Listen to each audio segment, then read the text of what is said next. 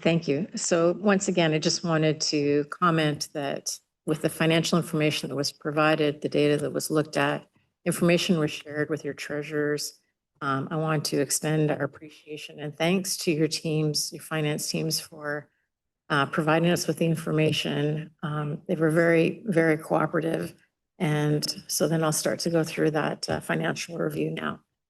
So on this slide, we're showing the 2026 expenditure budget by category, and the levy or the operating budgets and the levy requirement amongst your municipalities ranges from 12.5 to 35.9 million.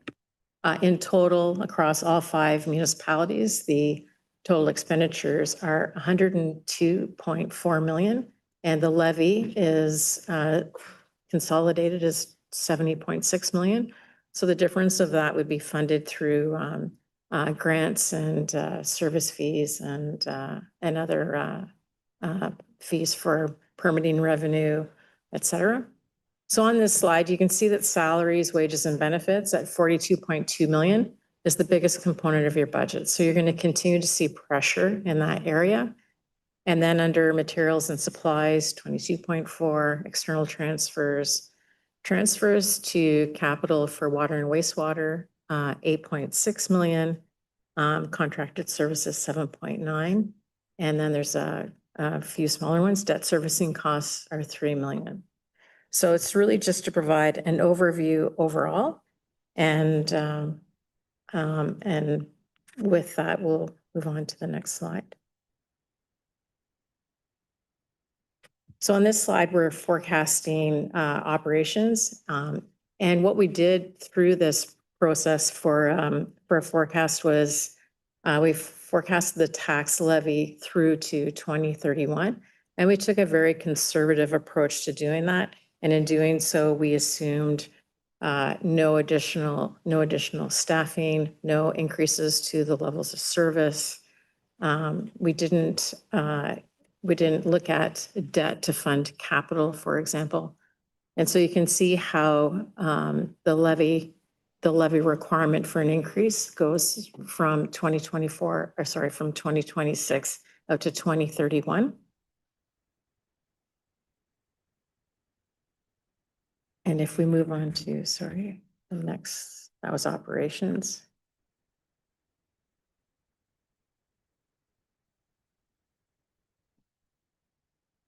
Thank you. Forecasting capital. Here's the capital budget for each of your municipalities from 2023 to 2026. You can see that most municipalities are relying on debt to fund their capital. The forecast that we've put out for the future years doesn't, as I mentioned, does not assume any debt. And the forecast assumes the use of reserves to the extent where possible, where we can use that to, sort of stabilize the impacts on the tax rate. We can move to the next slide. Use of debt to support capital. So cumulatively, 28 million additional debt over the past 4 years is what is on a consolidated basis, is what the townships and the upper tier have been using. And just as a bit of information, based on a 20-year term, the annual cost of servicing $1 million in debt is $78,000. And the impact to the taxpayer for every $1 million in new debt is 0.3% to 1%, depending on the municipality. Go to the next slide. So here's the capital forecast going out to 2031. And we've broken it down by municipality. So at the top, it's Haliburton County. And then we can see Algonquin Highlands in the orange and Dysart Ale in the green, and then Highlands East and Minden Hills. And so this just takes us out to 2031. And so the capital projection for 2027 to 2031 is relatively stabilized. Does not take into consideration things that have not been planned in the capital forecast that we have. Could move on to the next slide. Can I do it? Thank you. So here's your, a little bit of information on your asset management plan implications. So what it is showing is the blue bars are what your asset management plans are looking for you to contribute. The orange bars are what's forecast in your capital budget. So the gap is really your asset management, like your capital funding gap. You want to at least, through your asset management plans, you want to at least maintain the value of your infrastructure and your assets. And so you can see without increasing your capital and without doing something about your capital forecast in the future, you're not keeping your infrastructure and your assets up to the current state. Thank you. Through our review as well, there's been a reliance on reserves to support operations, and it's very difficult to avoid using reserves when you're trying to, I think, try to stabilize the tax rate. But all 5 municipalities have been relying on reserves to support their day-to-day operations. It's not a municipal best practice. And at the end of the day, if you're using your reserves to fund your operating budgets, at some point in time when that reserve is depleted, you've now got a much bigger challenge to try and fund that likely through the tax base. If there's no approved financial plan to eliminate the need to rely on those reserves, you're going to, at some point in time, you're either going to have to look at levels of service, you're going to have to, have a significant increase to your tax levy, rather than try and do something sooner than later to stabilize that variance. And the forecasts that we've put together assume no reserve funding to support operations as a better practice. So this is the reserve forecast out to 2031. So you can see that the reserves are being drawn down somewhat. It's really just to highlight reserves are used where they can be, and then and your reserves are trending down. So reserve continuity from 2023 to 2026. What we wanted to show is the contributions that each of the municipalities have been contributing. So, during this time frame, there was total contributions of 24.2 million. There have been total withdrawals of 45.1. So your net reduction in reserves is 20.9 million. And much of that more so has occurred just in the last couple of years.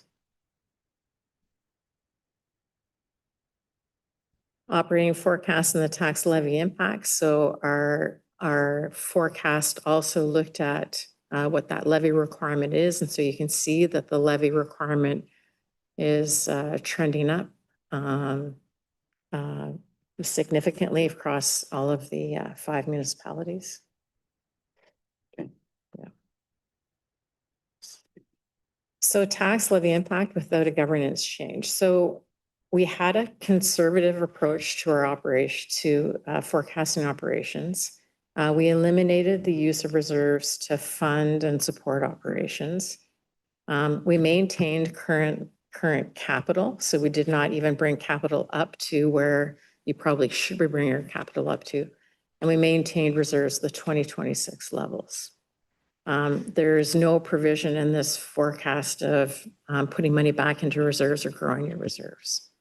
So through this process, the tax levy increased from 2027 to 2031. You can see across the top by municipality. It ranges from 27.7% up to, as high as potentially almost 80%. And then we're showing the average annual increase per $100,000 of residential assessment. And that's on an annual basis. And for a home that's assessed at $225,000, so we've talked about assessment and we've talked about impact, but these are based on 2016 market assessment values through impact. It shows you your annual increase that you will see to your taxes and for the county's portion, that is reflected in the township's tax billing.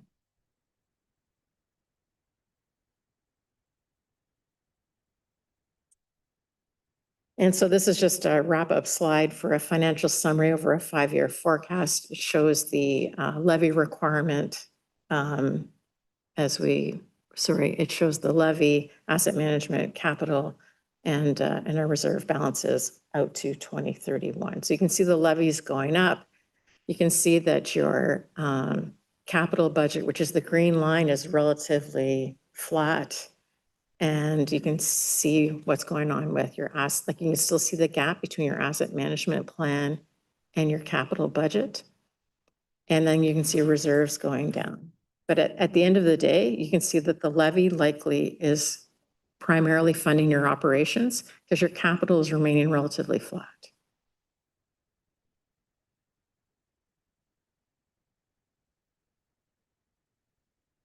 So I'm going to take this next piece of the report and the work and walk you through it because, as I said earlier, I think this has been one of the really interesting pieces or parts of the study around hearing from people about a whole range of issues. And we're going to walk you through at a high level, and there's lots of detail in the report about what we heard.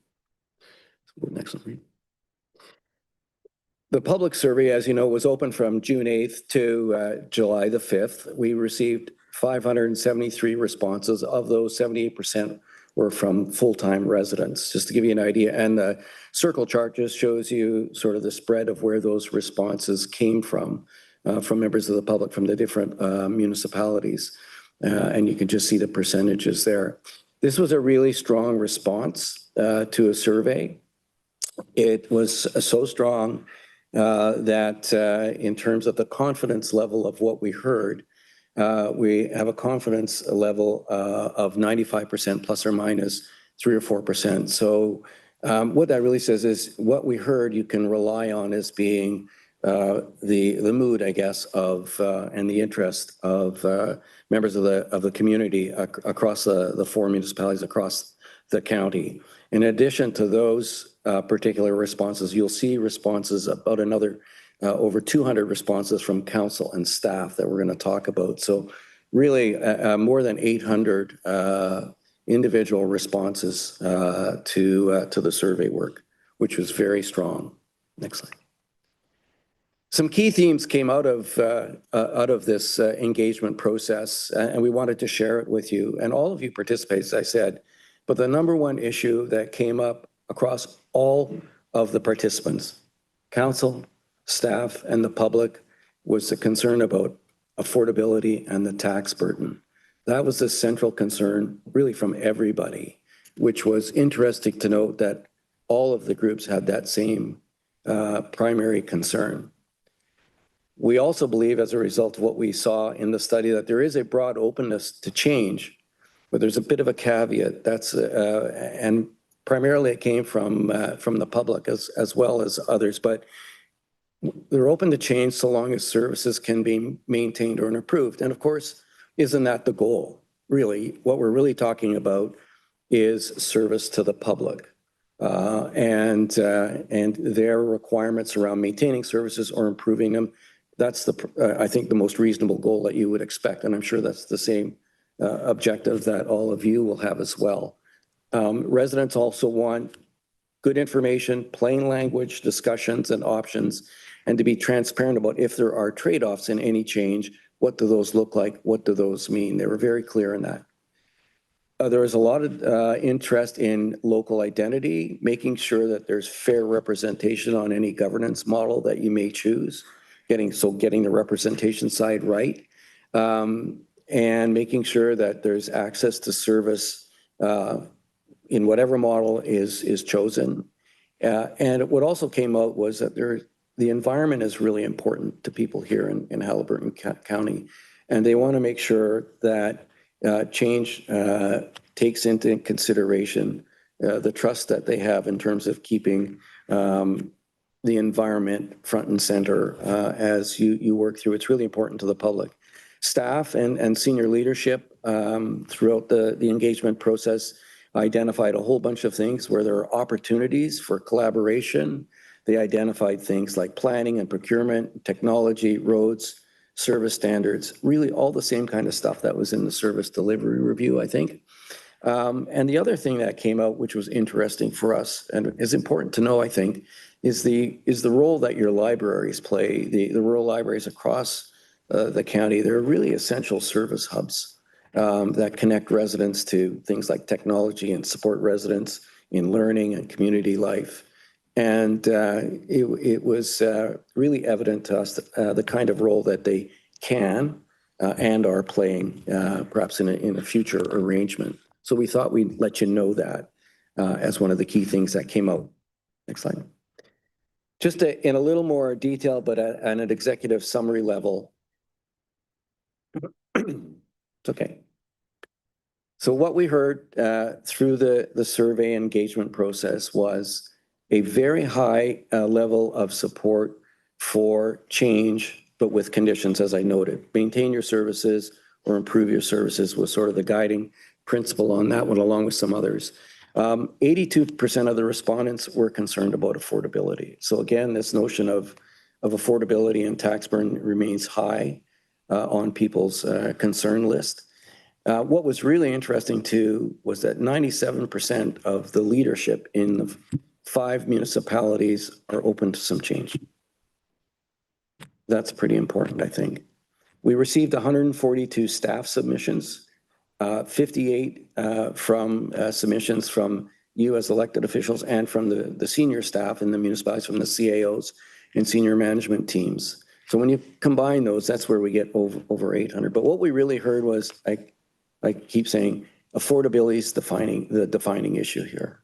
People are concerned about being able to manage their finances. Property taxes are important to them, and the cost of living is a real concern, which is no surprise, I think, to folks. But they also want to make sure that there's value for the money that they pay into local government at whatever level. There's a strong appetite for cooperation. That came out in the survey as well. As I said, 76 of all the respondents, including staff and council, see opportunities to work together. And 91% are really back the idea of reducing duplication, so long as services can be maintained. So there is a real concern out there about duplication. Service quality, local identity, they're the guardrails around any change, as we say, and people will look at what happens in roads, emergency services, libraries, et cetera, as a way to monitor that in terms of how things might change or be improved. We also noted in this, and it's fair to say, because we need to tell you this, that your staff are stretched thin. Their teams are thin.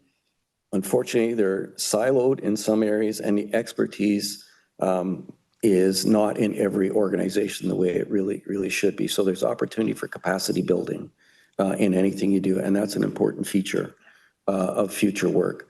The last bullet, and I think I've mentioned this, the leaders are ready for change, but the structure is a bit of a problem for it. So 97% are open to change and collaboration, but it's all informal today, and it's really personality dependent on whether it's being successful. And I would suggest that the limited success of service delivery review is a good example of where it's not working, and something to consider. So the bottom line is there is I think a mandate to explore change, conditional on maintaining or improving services. That's sort of the key takeaway to all of this is about that mandate. Look for change, but make sure our services are maintained or improved. And of course, that's, as I said earlier, that should be the goal of any change anyway. So this gives you a bit of a high level. There's more information, of course, in the report, more details in terms of what we heard. But this gives you, I think, a good summary of those kinds of submissions. We'll go to the next slide, Maureen. We just put this in a different visual way to see these priority themes. And you can see affordability, efficient service delivery, infrastructure investment, which is really important when you think about Maureen's slides around capital and the investment you need to make, there's a high interest in maintaining and improving your capital infrastructure. That's going to take investment, but it's a high priority item for the respondents. Staffing, even amongst the public, they recognize that staffing is key to ultimately delivering good services. So we wanted to make sure you knew that. Lots of folks talked about the need for economic growth, and you need to think about how you can make that happen, how you can improve, because your tax base is 98% residential, and if you can find a way to move that needle so there's less reliance on the individual residential taxpayer, that's going to be an important thing to do. And economic development is really the only way you can get there, is to try and find new growth. Preserving identity is important. We heard a lot of that, but we also heard that it shouldn't be a barrier to change. We have to be responsible and remember to find ways to preserve local identity. But that wasn't going to be a game stopper, if I can put it that way, for people. They know it's important, but they also are focused on those affordability and service delivery issues, I think more so. Speed of decision making, we heard lots about challenges around decisions getting made. There's lots of interest in doing things differently using modern tools. I'm sure AI will become part of everybody's lexicon at some point, but there are other ways of doing that. So lots of interest and openness to using different tools. Community revitalization is important as well. I think people want investment in their downtowns from what we heard, and other areas, which obviously would help around economic development and things. And the number 10 was around local autonomy. There's interest in local autonomy, but you can see where it fits on the scale of priority. So these are things to keep in mind when we're talking about what the options for change might be.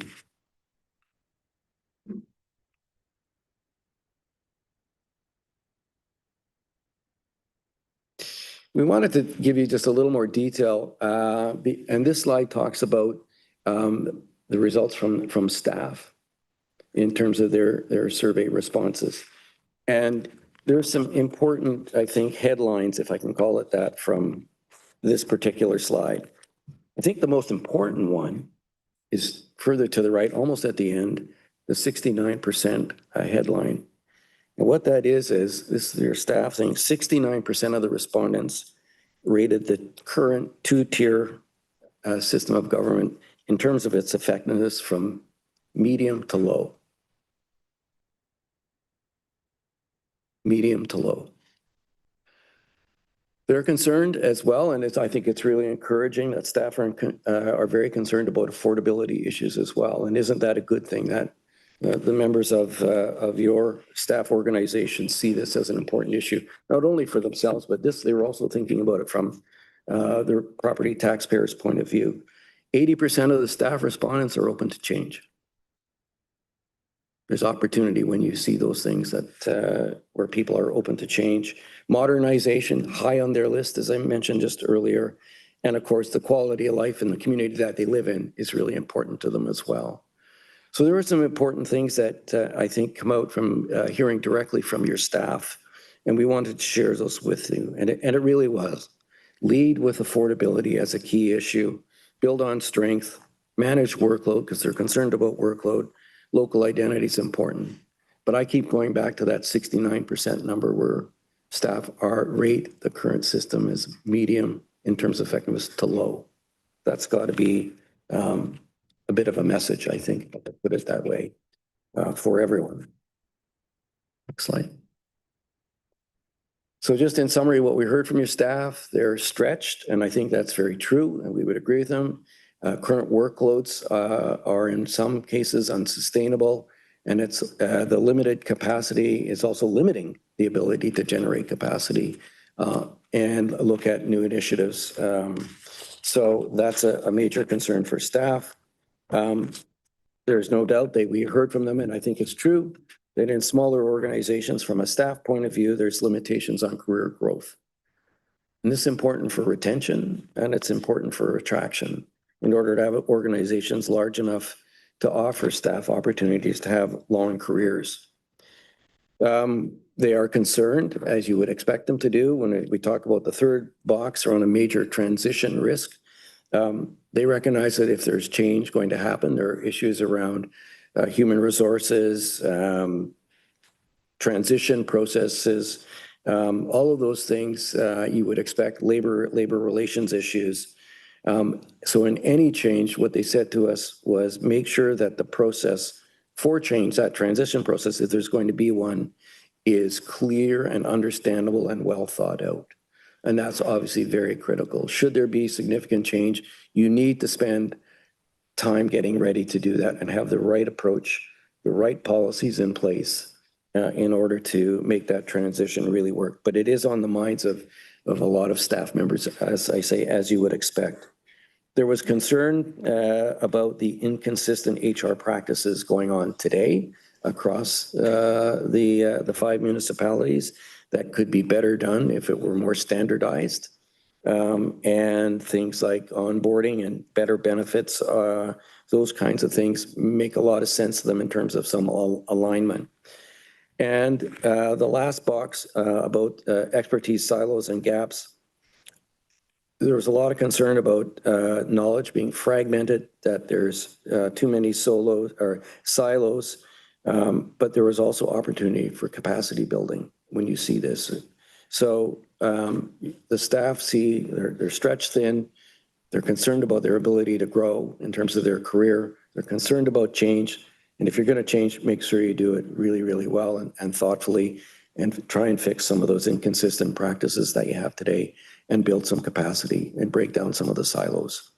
And you can do that with change when you're working through. The last slide is really a combination of elected officials, staff coming together, senior management teams, CAOs and elected officials around what they said. And there was a lot of similarities, as I've said before, in terms of what we heard. Concern about capacity, concern about the cost of living, and certainly the whole issue around affordability. So there is a synergy, if I can put it this way, between staff and elected officials and the public around change. That came clear in the results from the survey. And really all it says is it sets the table for you in terms of considering the next piece, which is around the models. People are interested in what might be the future for them. And the good news is, I think, is that people want to see some change. It's just figuring out what that change should ultimately be, which is, of course, going to be the next council's decision. But I'd like to say at the start, I want to congratulate County Council really for your foresight in and your prudence in doing this study. I know it's getting, I'm sure, a lot of attention right across the province. I'm going to guess that's happening. But to me, it's very clear the leadership that you're exercising in doing this kind of study at this time. At the end of the day, I think you're going to be giving the next councils coming in the time to consider what the future should be. And that's a really a well thought out and prudent way to deal with this. So congratulations to County Council and to the member municipalities for the approach that you're taking on this important, really important study. You're going to give time to make good decisions. And that's a great thing to do. So Maureen and I are going to go back and forth a little bit on the models discussion, but we arrived at 4 options in terms of governance models for you to consider. The first one, which is the current 2-tier model, the status quo, if we can call it that. And really that's maintaining what we're doing today, or what you're doing today at the county and at the local level with the 4 local municipalities. And we hope, if that's the choice, that there will be improvements around collaboration and service delivery. But that's certainly one option for you to consider, is the do nothing or the status quo option, I guess. The second model is a single tier municipality, 1 council, 1 administration responsible for all municipal services across the geographic breadth of Haliburton County. Model 3, we called it the enhanced county model that continued with 4 local municipalities at the local level.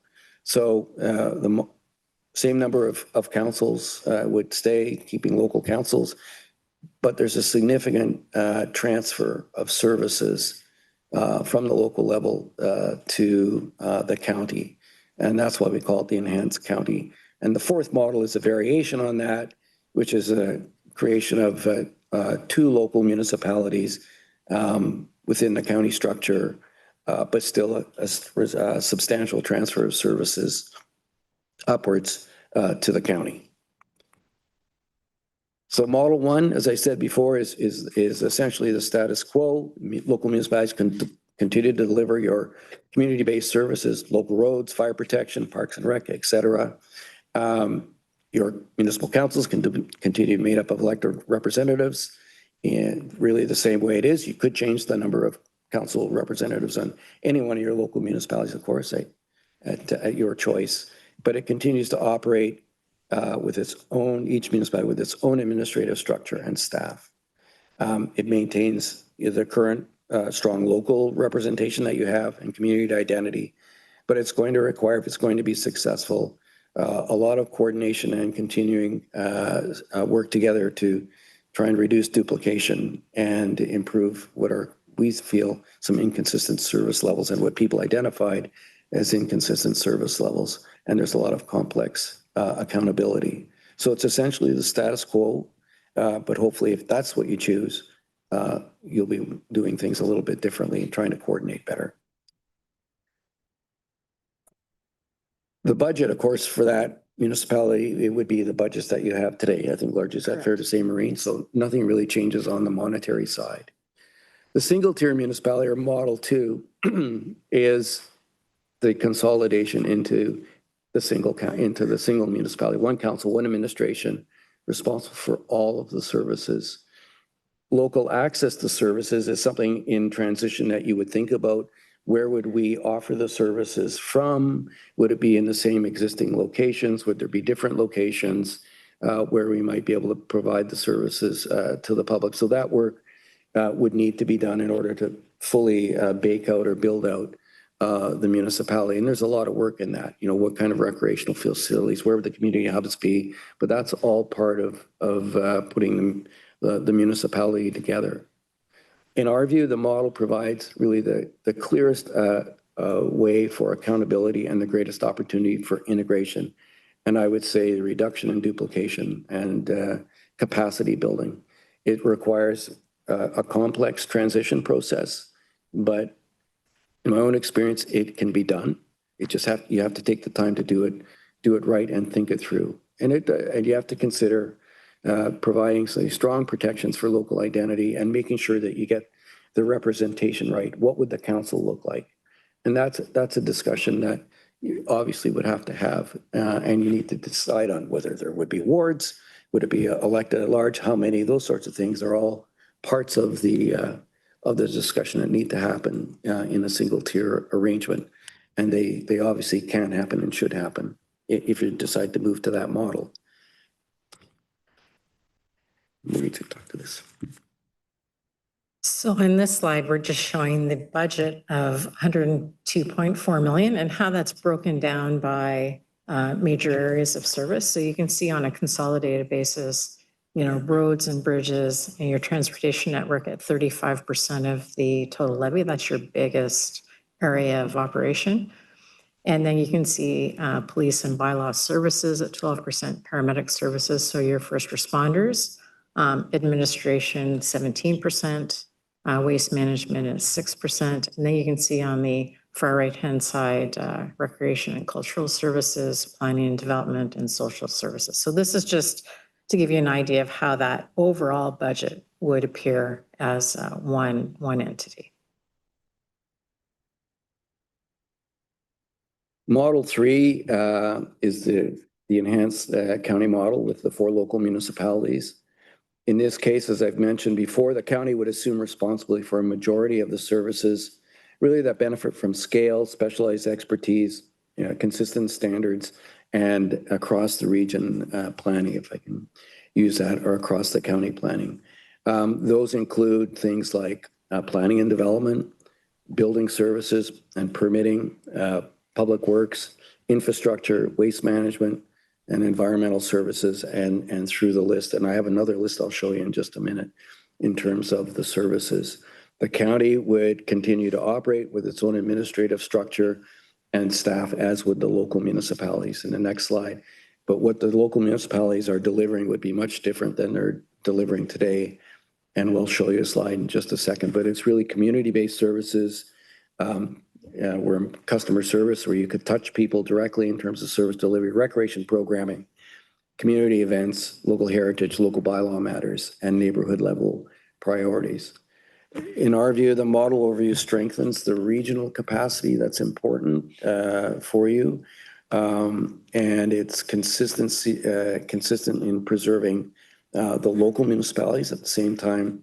But again, there's a careful thought out approach to the transfer of services. This is not, if I can put it this way, this is not shared services. This is a change in the delivery of services. Next slide. And so on this slide, per Jim's comments about services that are now being provided by the county, what ends up happening is the Haliburton County's budget is approximately 92 million. And then you can see on the right-hand side how the frontline services for recreation, community events, arts and culture become something that's quite a bit less on the local municipalities at the side. So you can see the amounts of their budget would, for Algonquin Highlands down to a little over 3 million, Dysart just under 3 million, Highlands East 2.3 million, and Minden Hills 2 million. So that's just an indication with that model. The services that are being now operated and managed by the county are quite significant in comparison to the local municipality. As I said, Model 4 is a version of Model 3. Instead of 4 local municipalities, you have 2. We've gone through the services that would be transferred and what would stay local, but essentially you're down to a county council and 2 local councils that would be focused on those community-based services. There's more integration in this model than Model 3 as you bring 4 to 2. It will preserve some of the local governments. It has, there is some transition complexity to it because of the change in boundaries and in responsibilities versus the 4. So this is just a variation in Model 3, but possible. And maybe the next slide, Maureen, you can see what it does for the budgets and where we thought the consolidation naturally would be based on boundaries. So on this slide, the services delivered by Haliburton County would be the same as the previous model that I spoke to. And then on the right-hand side, we chose to put Algonquin Highlands and Minden Hills together as an example, and Dysart and Highlands East. And so you can see each of their respective budgets would be 5.1 and 5 million.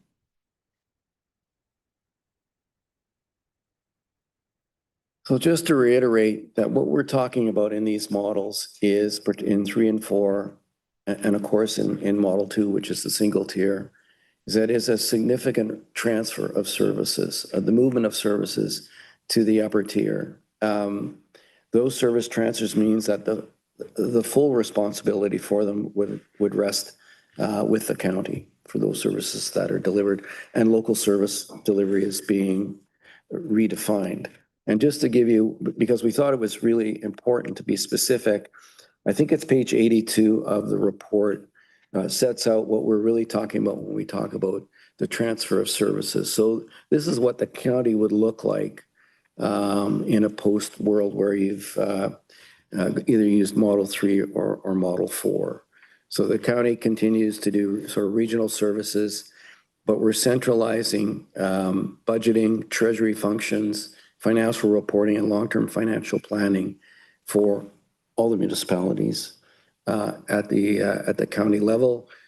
This is this notion of human resources and IT. Again, that's moving up as a corporate service at the county level, but supporting the local municipalities, either the 4 or the 2. Land use planning and development coordination and all building services go to the county. Engineering and asset management, again, at the county level, shared technology expertise and infrastructure planning to help the local municipalities, but that specialty is and special services resides at the county. Facilities, we're recommending in these models that all municipally owned facilities would be managed at the county level. All transportation infrastructure, including local roads and operations at the county level, water, wastewater, and environmental services, including waste management at the county, housing and social services, continuation really of what is currently the situation at the county, emergency services, paramedic services, emergency management, and policing services at the county, and economic development, tourism, and libraries at the county as well, including airport and library services would go to the county. At the local level, you'd have your local councils and the local administration, of course, for that. Recreation and community services, parks and recreation programming, cultural services, museums and community programming. Fire in these models stays at the local level. And local emergency response capabilities also stays at the local level. And bylaw enforcement around property standards and municipal bylaws would continue at the local level. So at the end of the day, what the study concludes is we've provided 4 options. We haven't made a recommendation because we felt that wasn't appropriate to give you a recommendation. You wanted to hear, according to the terms of the study, what options would exist. The scope was to assess the current structures, and I think we've done that, identify the pressures, and look at different models and what the trade-offs might be in terms of, for instance, service delivery. We know that it would be important for you, I'm sure, to make sure that there's a deep dive in any particular model that you think might be advanced. It was prudent, I think, to take the approach where let's see what the models are. And if we like any of them, and we like some in particular, or one in particular, then you need to do the deep dive into how that actually would look, how it would work. And that would be the next phase, I would think, in looking at it in more detail and getting more feedback. The engagement with the public at the front end was really good. I think that you'd want to continue that, to work with the public and staff around any particular model that you might choose. But again, the path forward is really about affordability. That I just keep reminding it. And when we spoke to members of the public or to staff, we said that our lens is really the affordability lens. What is going to be best at the end of the day for the taxpayer? I think all of us are in public service, and public service is really about people and the residents and the businesses in your community. And so keeping in mind their needs and their interests was a sort of job one in the way we developed the report. These are next steps. We've worked. I don't know whether Gary, you wanted to speak about this directly, but we worked with you on these particular next steps. Yeah, thank you, Warden, through to the rest of the council. So as we go forward from today, one of the programs we're looking forward to is continue the step of, from an education and an information standpoint with the members of the public, but also in council, is re-engage the groups that we re-engaged the first time. We re-engage the public at multiple levels with general public meetings, but also focus groups around former elected officials, as well as identified community leaders. Recommendation going forward is that we re-engage those groups. We've set meetings up now and starting the week of the 24th of August, and I think they carry over into the first week of September. Now that the study has been done, similar presentations been made to council today would then be made to these groups and receive feedback on the findings of the report, both from the survey results, the economics and the forecasting, but as well as the model structure as well, and what the impact that would have on a community-wide basis. That information again, and then also included in that to Mr. Pine's point is we would also look at doing, with council's direction and authorization, to do now a deeper dive on the specific finances of the accepted models, so that as we move forward from the public input, some more information regarding what the models look like, what puts more form and structure to those models, as well as some more refined financing on the models. And going into post-election, into the new council, we can create a much more detailed information package to complement the study that we would provide to the new councils. We're targeting for the end of December, which would lead into the whole package coming back to council at the first working meeting in January, with a tentative second meeting set at the end of February for the new information to be considered by council, with the goal of having a decision sometime in that time frame, but also building enough time in as well should the new council want to engage the public further. Based on now that we're in the decision-making phase, there's time built in for that to happen over roughly about a month and a half process. And so built on top of that, I would be looking for direction going forward to start what would be the second phase of the process leading into the new term of council.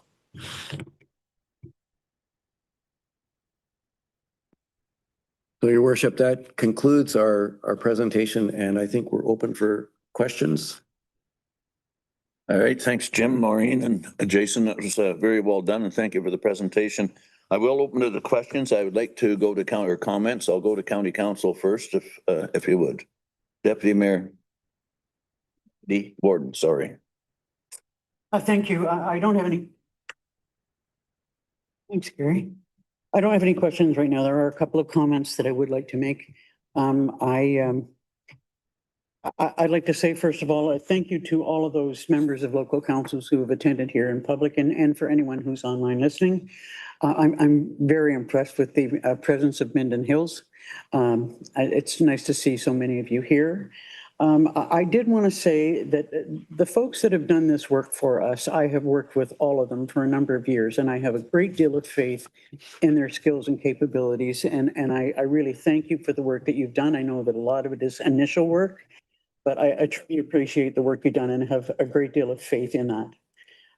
It's interesting, you know, 12 years ago at I think it was a Chamber of Commerce meeting, there was 2 or 3 very well-respected local folks who were stamping their feet and saying there's nothing but amalgamation to be done. And I honestly thought, wait a minute, no way.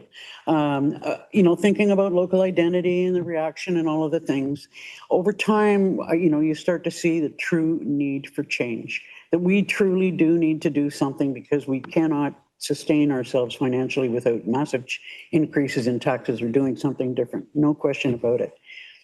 This study has made me really think about how to go about this. And to me, it seems that the one thing that we really need to do, and all of us really need to commit to, is working more closely together. Greater partnerships, more discussion. We need to play nice in the sandbox. I know you've all heard that before, but we really do, in order for us to improve things and keep life the way we want it to be here in Haliburton County. I'm a little bit concerned. I will say that looking at these models, I would expect that there's a certain amount of fluidity associated with the work going forward. I would hope there is.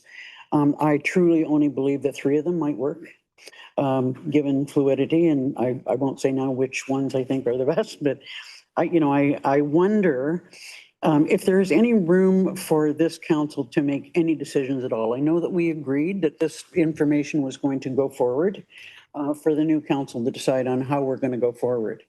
But say, for instance, we're all kind of on the same page about one particular model or another. Are we going to spend money on doing a deeper dive on that? Because it's this council's money and this council's decision about, you know, the financial commitment that we're going to make. So I just wanted a little bit of discussion or thoughts from other members of council about that, because we've spent a considerable amount of money, of taxpayers' money. We're going to spend more. And I'd like to see what other members of council think on where that should be focused. And if we want to go forward with all four models, if there's any thought about, look, we think we might be wasting our time with this or that. Anyway, just my thoughts. I will have some questions later on, but I would look forward first to hearing the questions from members of our local councils and other members of council. Thank you. Okay, comments, questions? Councillor Shell. Thank you. Just one of the numbers that jumped off the page for me was that you had the population of Minden at 8578, which was just a little over 2,300 more than Dysart. And I'm wondering how accurate that actually is, because I thought we were much closer in comparison to that.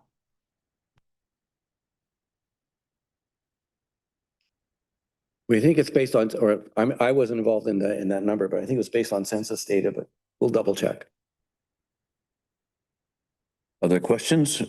Councillor Dayu. Thanks again so much. This is wonderful for this council. It's especially wonderful for new candidates putting themselves forward who are just getting acquainted perhaps with municipal governance, municipal finances. What a wonderful primer it is for them to come fresh to these tables with really solid analysis and information. So thank you on our behalf and also on their behalf. I have two questions. One has to do with Model 1 and one has to do with Models 3 and 4. So Warden, maybe I could do one and then hear the answer and offer my second question. Certainly. Great. With regards to Model 1, there is a category of assets that I think many would argue sort of belongs between local municipal responsibilities and county responsibilities looking ahead. They would be things that are currently being run and funded by lower tier, but that have demonstrated benefits to the whole county. And I think about, Councillor Carter, we talked about this before, the arenas in Minden, for example, the airport in Algonquin Highlands, which is currently fully funded by Algonquin Highlands, but provides essential emergency services for the whole of the county. So how would you recommend we take that category of assets and build a process? Should Model 1 be considered for further review? How do we measure that category of assets across Model 1? That would be my first question. Recognizing you probably don't have the actual answer to that right now, but what insights might you have moving ahead? Maureen and I will both take a shot at this, but essentially what Model 1 is recognizes the current arrangements, right? So those who own the arenas currently continue to have the responsibility for the arenas. The airport is staying where it is. But I understand your question is these are services that people across municipal boundaries enjoy or can enjoy. And how do you deal with those things? There's different arrangements around fees and those sorts of things that you can do. But if you're really talking about that they should be seen as broad area-wide services, I think the only, in my humble opinion, but Maureen might have a different opinion, is the transfer of responsibility to one organization, probably up to the county in that case. So there's a degree of potential movement of services in those two situations, but it's a common concern where you have a facility like an arena where people from outside of the local municipality that built it and maintains its operations. How do you pay for that? How should people pay for it? I guess there's different ways to figure out a fee for that. Yeah, and I think in addition to Jim's comments, I think you want to think about in an alternative model, how does that service maybe be better accessible or delivered to the residents in the region, right? So I'm not really familiar with the airport where I come from. There is a small airport as well in the SDG area, but that has a component of emergency response that really, also has implications to the entire area. And I'm assuming there'd be other organizations that would use the airport, whether it's Orange, RCMP, MNR.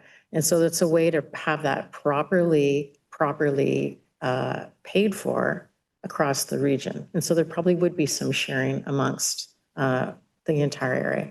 Similarly, we had conversations often with staff on recreation facilities, right? When you're looking at recreation facilities, you don't want to compete with each other. You want to kind of, build upon what you have and make sure that you have the right facilities. Right? We heard lots of discussion about potentially an indoor pool, but you want to try and make sure that you have the right recreation available throughout the region, because people will drive to access those facilities. And I believe that we did hear from some of the public too, that people are traveling outside of Haliburton County to have their children play in sports. So there's opportunities there with those types of facilities for a better, I think, service delivery and coordination overall to make it available to the residents of Haliburton County. Jennifer, go ahead. No, that's great. And I think, recognizing that there is that third category of assets, just remembering it moving forward would be a great way to go, because you've already outlined some good ways of looking at it. So thank you. My second question has to do with models 3 and 4 equally. It's an extraordinary difference, the load of responsibility and expense for both of those models between the county and the lower tier. And I wonder, at what stage, and hopefully the answer is pretty soon, would we do a bit of a return on investment analysis of models 3 and 4 in terms of how much money and time would we be spending on elections, clerk fees, council salaries, et cetera, all of the things that go into running a tier of government in order to manage a $2.5 million budget or at best a $5 million budget. What would the ratio look like from the overall administration of that tier to what it's actually producing? And I think that would be revealing. So I wonder when that would be a suggested task. I think I said at the beginning of my presentation that the approach that county council is taking in terms of doing the work now so that the future councils can make decisions is really prudent. It will take time if you picked a model 3 or 4, it will take time to sort those things out and to figure out what is going to be, the arrangements, the budgets, all of those sorts of things for the services that would be delivered. But you're leaving enough time to do it and to do it right and to do it well. You could probably sense that, in the next municipal elections 4 years from now, you would certainly be in a position to have all of those things sorted out. I know you could do it quicker as well. 4 years is a fairly long period of time. But I think that the way that you've set the study up, provide information to the councils that are coming in, will give people the right amount of time to work through all of those things.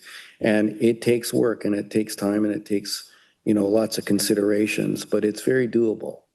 And in order to make your organization the right size, the right setup, you have to spend the effort and the time to do it. But you're not against a clock that's impossible, in my humble opinion. You've got time to think it through and to do it. If you delay making decisions for too long, then you're going to run up against the clock. But I think the way the CAO and others and county council set it up, you've got the time to do all of the work that needs to be done. And I think to your question with respect to like the ratio of costs and how that would change, that can easily be provided because that's already been incorporated into to be able to come up with the chart that we had to show what those amounts are. So that could be provided. Councillor Rob? Yes, first off, thank you very much for all the information you've given us. I really do appreciate that. I'm not sure if I came out with more answers or questions from what you presented, but nevertheless, it definitely gets everything in a thought-provoking mode. My question or comment is mostly related to what about the possibility of looking at some kind of a hybrid between 1 and 3? That is to say, looking at the 4 units as we are right now, but also looking at some of the information that would make more sense to transfer. And it could be in both directions. That is to say, some of the things that are done at the county might make more sense to do at the local level, and some at the local level might make more sense to go to the top. An example, planning. We're already looking at how to streamline and make things better in the planning facility. And I'm sure there's others that we could do the same with, without having to go into a total amalgamation mode.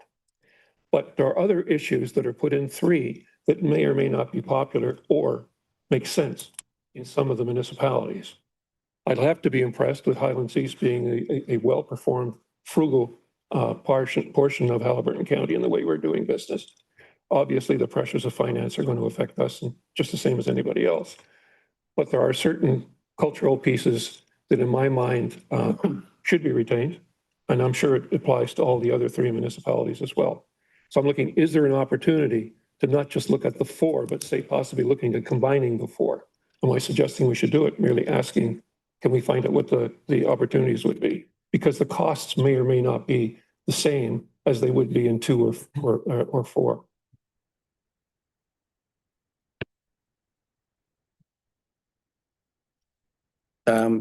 I think you can do anything you want, to be honest. What we did was try to give you what we thought made the greatest sense in terms of the affordability, in terms of trying to get things sorted as best you can provide the accountabilities and the clarity in models 3 and 4 with the transfer of services. But at the end of the day, the decisions are going to be yours to make.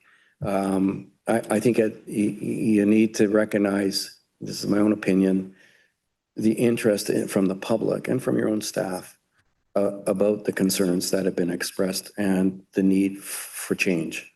And so keeping that in mind is important depending on what you may, ultimately choose to do. But for a consulting team to say you can't do that would be wrong. It's obviously up to you. What we tried to do was give you what our best thoughts were around making a good transition to change, or you're staying the same. Councillor Carter. So thank you for all the work. Just echo everybody else here. We're all impressed. A couple of years ago, KPMG did a bit of a study to determine what the, if you will, the cost of living was for municipalities.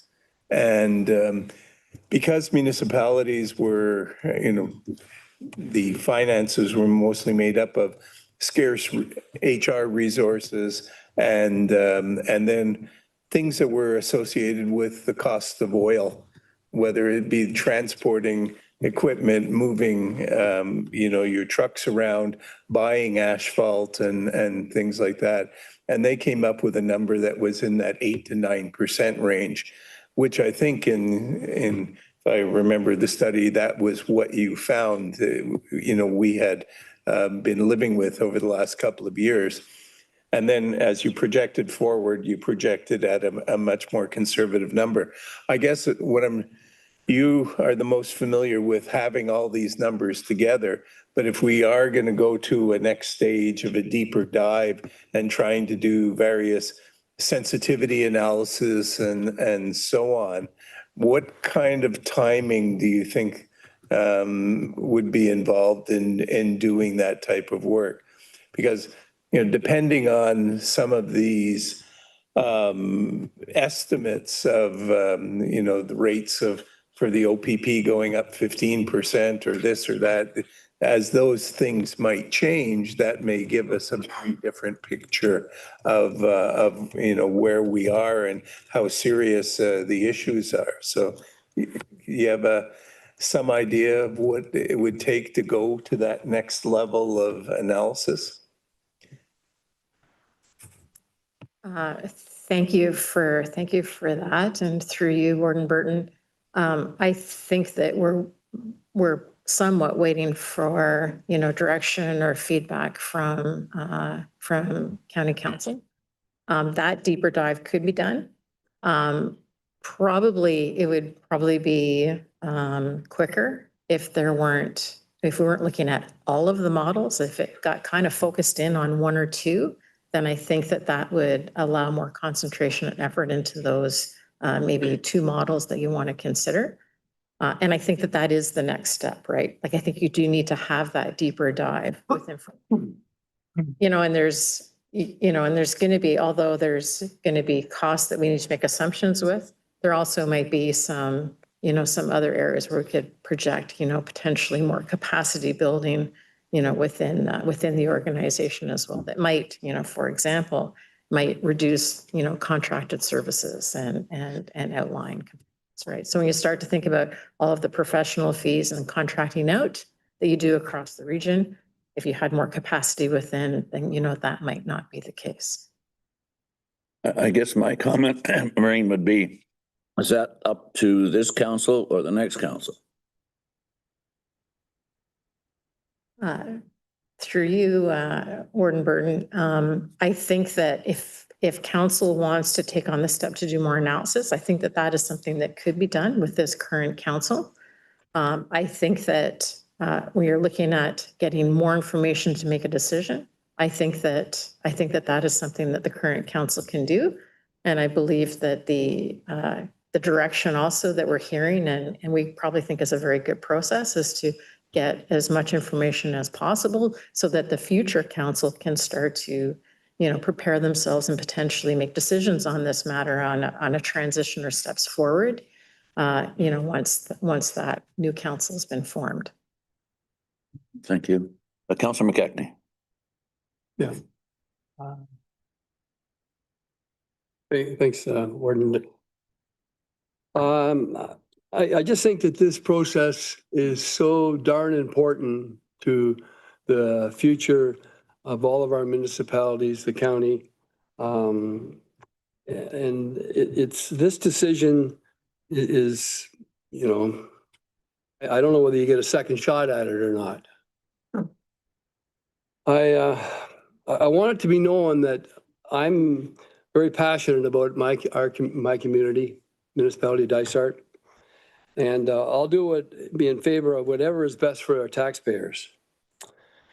We all don't want higher taxes, and we don't want our services to go down. I think it's important that our communities have, they have a real feel for talking to councillors, or and I just don't want that to be lost.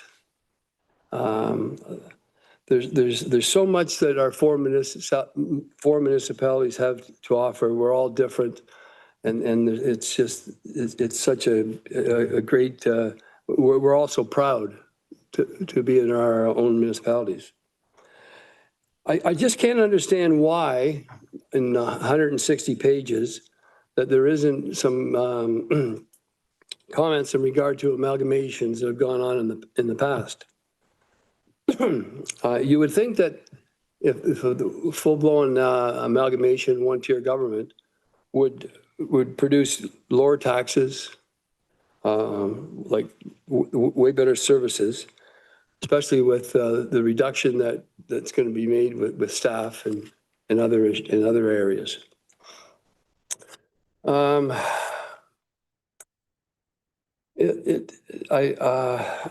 I just feel that this process right now is being really rushed, especially for the new council coming in. There's 8 of us sitting around here, and I don't know how many of us are all going to be back. I'm sure hoping I'm going to be, and I'm sure everyone who's sitting here is hoping the same thing. But this is a very important decision to be all of a sudden you're green. You haven't been on a county council before. And you're going to make a decision like this, and you're talking about December, January. To me, I feel that process is just moving way too fast.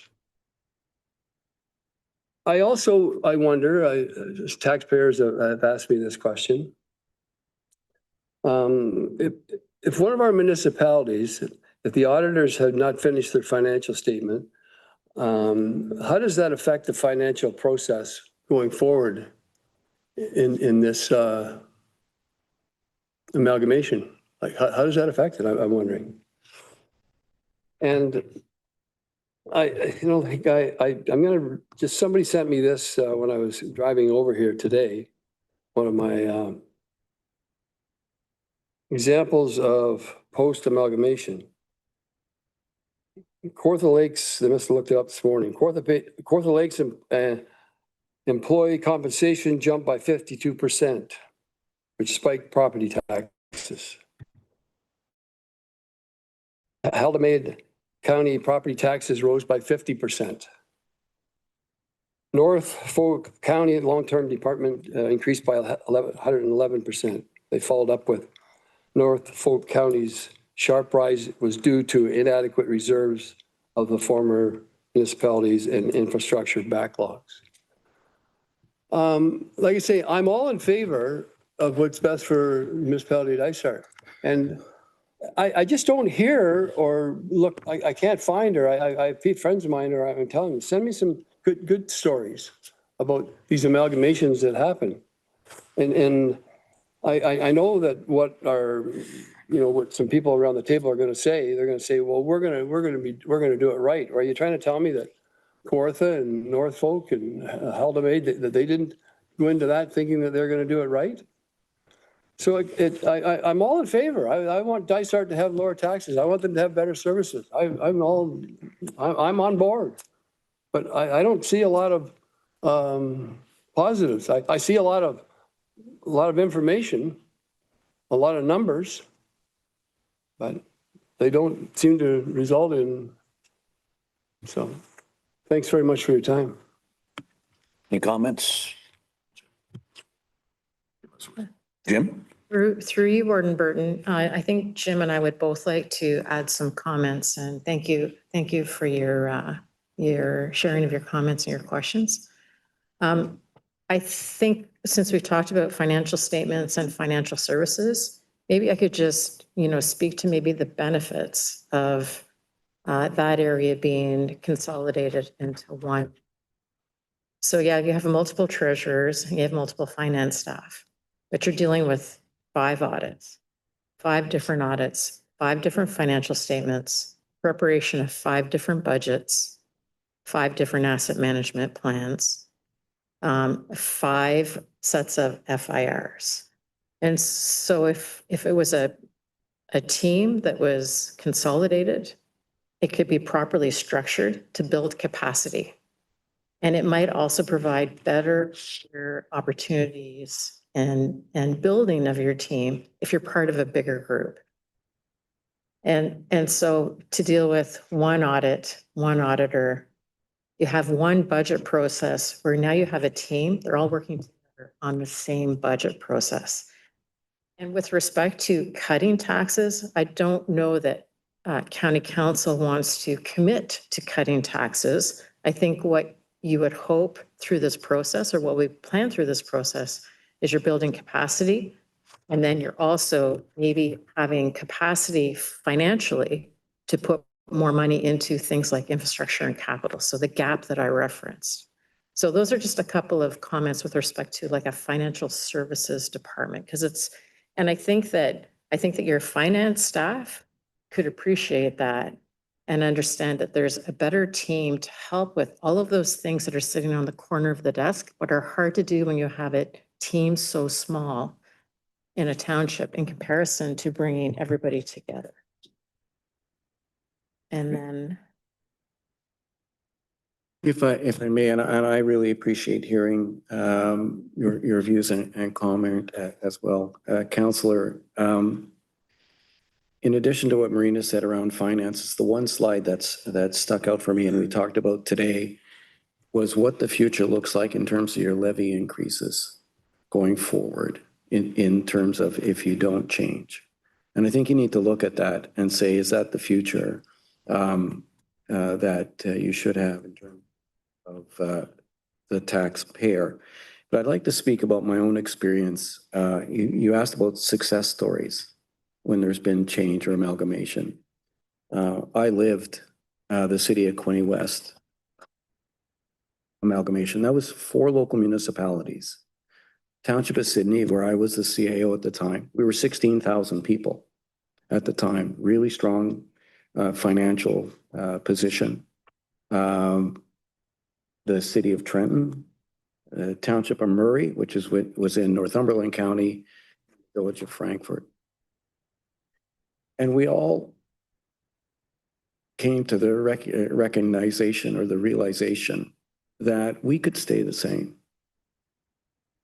But what we wanted to do was more. And we realized that on our own, we couldn't do more. And we weren't in our heart of hearts. And I remember having these conversations. If we said, if public service is about the public and service, what can we do differently that will improve things and make things better so that we can do things like build new facilities for them, new arenas, new fire halls, new public works buildings, all of which were designed to deliver services better, invest in the fire service itself. And we made a decision that we needed to change. And I think if you look back where we were in 1995 and 96 to where the city is today, it's much different. It's growing and it's provided different levels. They were able to hardtop all of the gravel roads in 1 year across the whole of the municipality. It's about the same size as, it's not quite the size of Haliburton County in terms of geographics, but it's twice the population or thereabouts.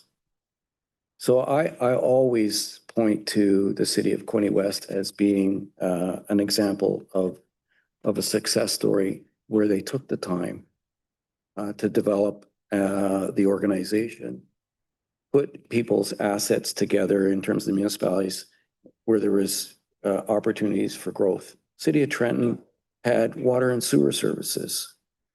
The city of township of Sydney had growth potential. It had land, which Trenton didn't have. Murray had the same.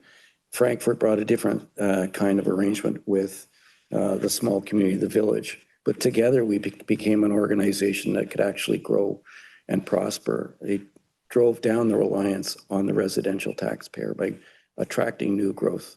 And Gary will remember we were able to open an industrial park and service it and attract businesses. So it's a lot about the future. To me, it's a good example. There are other examples where it happened in a different way, where they were forced together. City of Kawartha Lakes was an order, right? It was merged. Some others were merged, but in the case of the city of Quinte West, it was the four communities coming together and working to find a better way to provide services to the citizens. So it's an example, I think, that is worth looking at.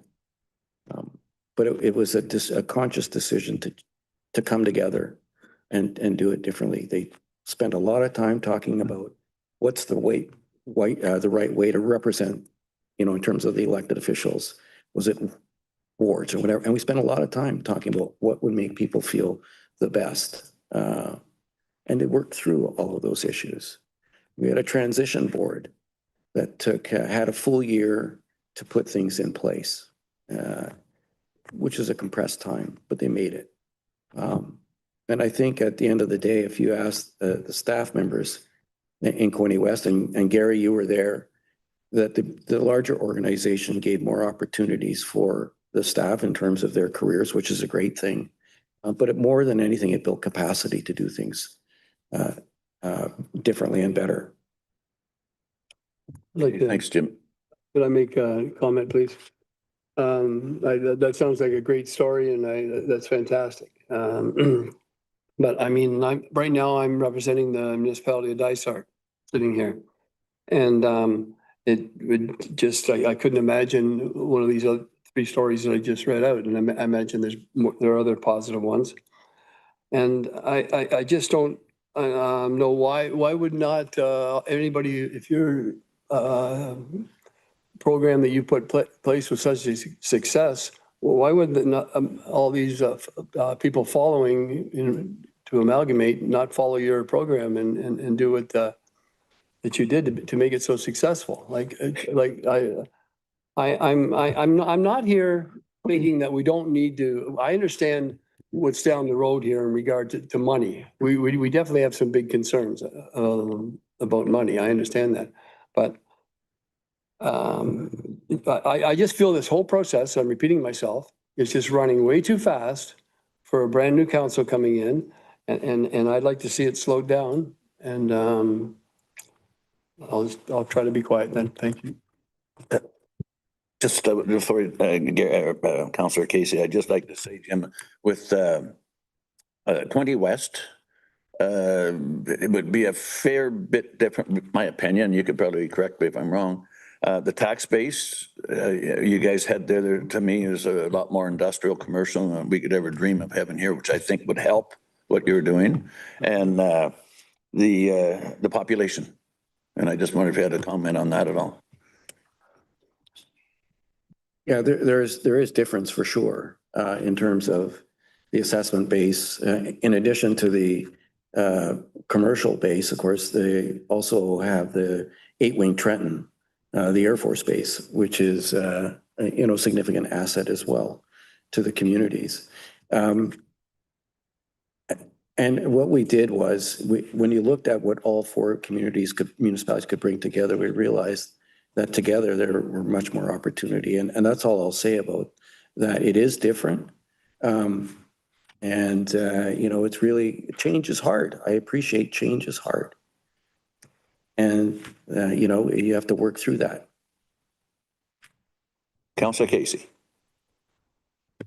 Yes, I echo more or less everybody's thoughts here on that note. And, if I repeat myself,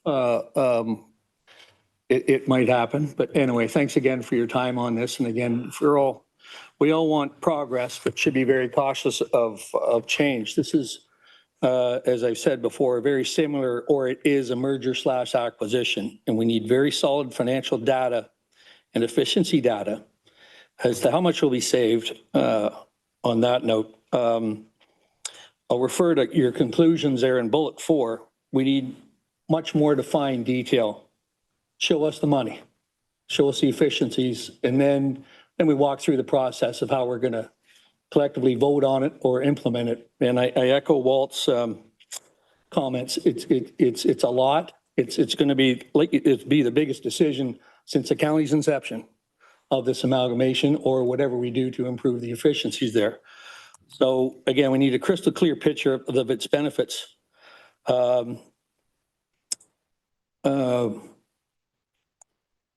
So coming up, I would support evidently a further deep dive. I was listening to Councillor Ryall's comments there, and on the surface, I agree, like a hybrid approach, definitely. But again, we got to get back to the very facts of what this is going to save, because it's a big step.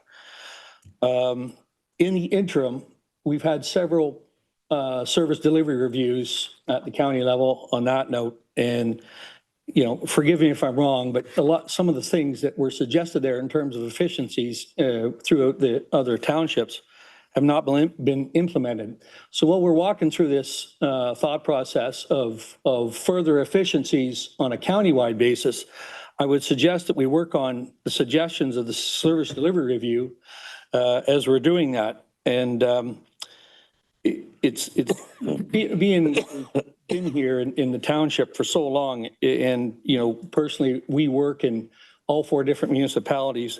I feel immediately or right away, we could also work on unilateral cooperation between between townships staff for processes, for examples of septics, buildings, snow plowing, and all that stuff. Very easy and very fast to implement with good results at the end of the day. And lastly, I'll also mention, because we're again in the business of road building and bridges and stuff like that, there's several different components that we could instruct or advise staff to look into in terms of products and services, and is to build things cheaper or more efficient or what have you. Bridges, for example, different style of bridge could cost us $500,000 instead of 3 or 4 on that note. So it greatly reduces capital expenditures on that note. But anyway, just some things we could work on now versus when, as we navigate the bigger picture here. But anyways, that's all I have to say. Any response, Jim or Maureen? Okay. Deputy Mayor, Deputy Warden. Thank you. Couple of questions. One of the things, if we're going to do a deeper dive, one of the things that is always kind of, rumble around in my head has been the structure of county council. The fact that we're 8 members. And I mean, there are no councils that have equal number of members. It's just, somehow not quite right. I know that we need to find a balance with the weighted vote versus the number of members of council. And I'm wondering when we, if we do a deeper dive, if that's something that we're going to look at, the number of representatives from each municipality, whether the weighted vote is still going to be, part of the calculations, because if say, for instance, Minden and Dysart have 2 members on the council and Algonquin Highlands and Highlands East only have 1, how that would all come together. So I would hope that that's one of the things that we look at. One of the questions that I've got, and I found interesting that, that the response that we got from staff was a real solid acknowledgement of need for change. Were there any specifics raised, or was that more a general look, we know we need to do something? Were they specific in what kind of change they were looking for? In many ways, it was general, but it was also specific too. They often talked about HR. They often talked about sort of treasury and financial services, the need for better engineering services across. So there were some specifics, but I think it was a general sense that it could be better, right? The survey results were pretty clear that I think it was 67% said that it was from moderate to low in terms of the effectiveness of the current organization. If you had anything to add. Yeah, we did hear of examples throughout our employee engagement sessions and touched on roads, certainly. Fire. Yeah, emergency response, emergency management. So I think people spoke to it based on what they were familiar with and what their area of domain was in the delivery of service. I have to say that I find myself somewhat in agreement with what Councillor Casey and Councillor Royale have said about looking at, is there a blending of some of the options here that we can look at? And I kind of hate the idea of throwing out the service delivery work and, it's like throwing a baby out with the bath. There was so much work that went into that, so much effort that went into that, and guaranteed lack of success. But some of the things that we saw, for instance, and I see that they've shifted in the work that you've done. I was very surprised to see in the service delivery review that fire came forward with recommendations that were very, very positive about working together. And it was something that I completely did not expect, because there's so much testosterone in that department. I mean, they just all, had challenges. Sorry, but I mean, it's true.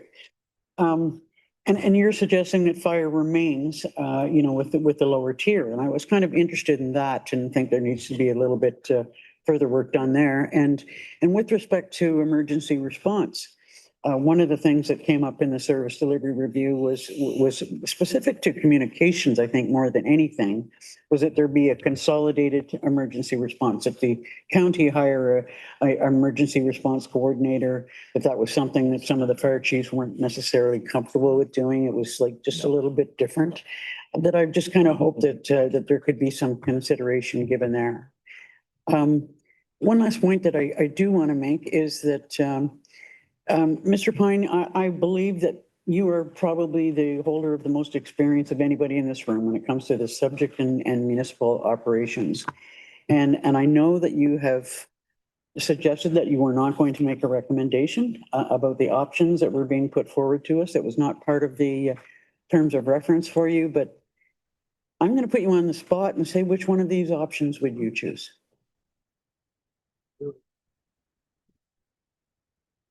I think I know the answer, but I want to hear it. Jim, you don't have to answer that.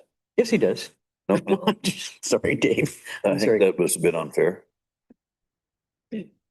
I think if you look at the report in Model 1 offers the greatest opportunity for the reduction in duplication, the most opportunity around building capacity. You mean Model 2? Sorry, am I mumbling? No, my understanding was Model 1 was. Yeah, sorry, I meant the single tier model. Thank you. I appreciate that. I've lived my last 21 years of my municipal career in a two-tier system as CAO for Hastings County. And had lots of experience. I was the first CAO in the city of Quinte West and had that experience. Council, I'm going to suggest that we take a 10-minute break and then we'll continue with the lower tier, I hope.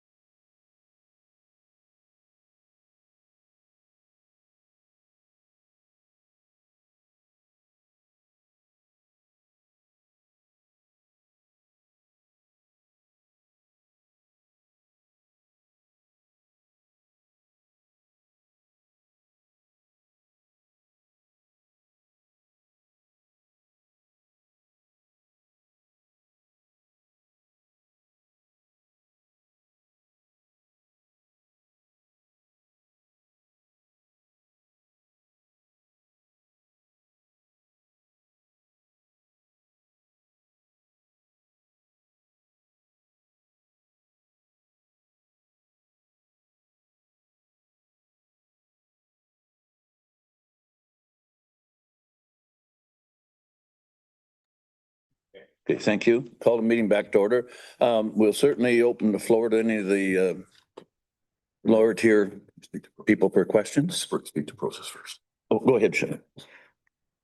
Thank you, Warden. Just before we get back into the council questions, from point of clarification, I want to speak briefly on a process as Councillor McKechnie rightly brought up around timing or process. So we've set in the presentation, we set some identifications of bringing things back to the new council, information sharing by mid-December, the first council meeting in January 13th. Those were benchmarking that this pace of process and the style of process is the decision of the new council.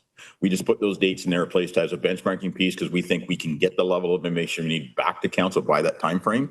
But the timing of process and the process by which it goes through, that is the decision of the authorization of the new council coming in. And also with respect to some of the commentary around, I think it was Model 3, around the listing of the services that would be moved around. Again, those are decisions that council can make as they go forward. If that's one of the models being looked at, that part of the discussion would be what's the magnitude of that service level shift between the two layers of government. That's all part of the discussion and analysis as well. It's not, shouldn't be viewed as a finite thing. It's viewed as a point to look at and part of the analysis going forward. Okay. Thanks, Gary. Please state your name and municipality.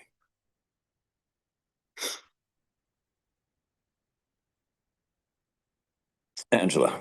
Angela Lewis, Ward 2, Highlands East. One of the things that I want to, and it's going to be addressed at a later time, will be the financing on this and what that looks like. The second thing is going to be for us is the electoral. We are farthest away from Haliburton, the core of how this is going to look for the models 2, 3, and 4. And so it's very important for us to understand where our electoral is going to sit at a seat and representation for any of the other models if the incoming council decides, on one of the other 2, 3, and 4. I'd also like to point out, if we could, this is really for me, and because I believe it's 3 cottage associations that have been involved. And so as this is moved forward and rushed, they don't have a chance to even speak. So I would really like to, if we could involve all of the cottage lake associations, even if it's going through their presidents, because they have a voice, and that's one of the complaints that they have, is that this has been rushed and they didn't have a chance to come forward. And then I do have what happens when all of the municipalities maybe choose something different? What happens then? Thank you. Jim, or who was going to respond to that? I'll try with some assistance from the other EORN folks on the Lake Association question. I believe letters went to all of the lake associations that we were aware of. I think we got that list from the county, Lisa, to give the Cottage Association information on what the study was about. So we did reach out to the Cottage Associations. Did we have any attend the engagement sessions that we knew of? Yeah. Not they identified. But it is true. And I think if further communication is required, you absolutely want to make sure the lake associations are well informed. Gary, did you have a comment? Just from a process standpoint. So we will be re-engaging in the public engagement as we go forward. So there will be 4 specific public meetings that were behind one in each one of the local municipalities, as well as other focused ones as well. So there will be the general information that goes out there, as Mr. Pine did mention. There was direct outreach to the lake associations at the start of the process. That will continue again. So it's just the opportunity was provided. It just not a lot. It wasn't taken up with during the first phase. But I think now that the study's out and this information out there, there will be much more uptake into the next level of public engagement. Other questions? Tammy, go ahead.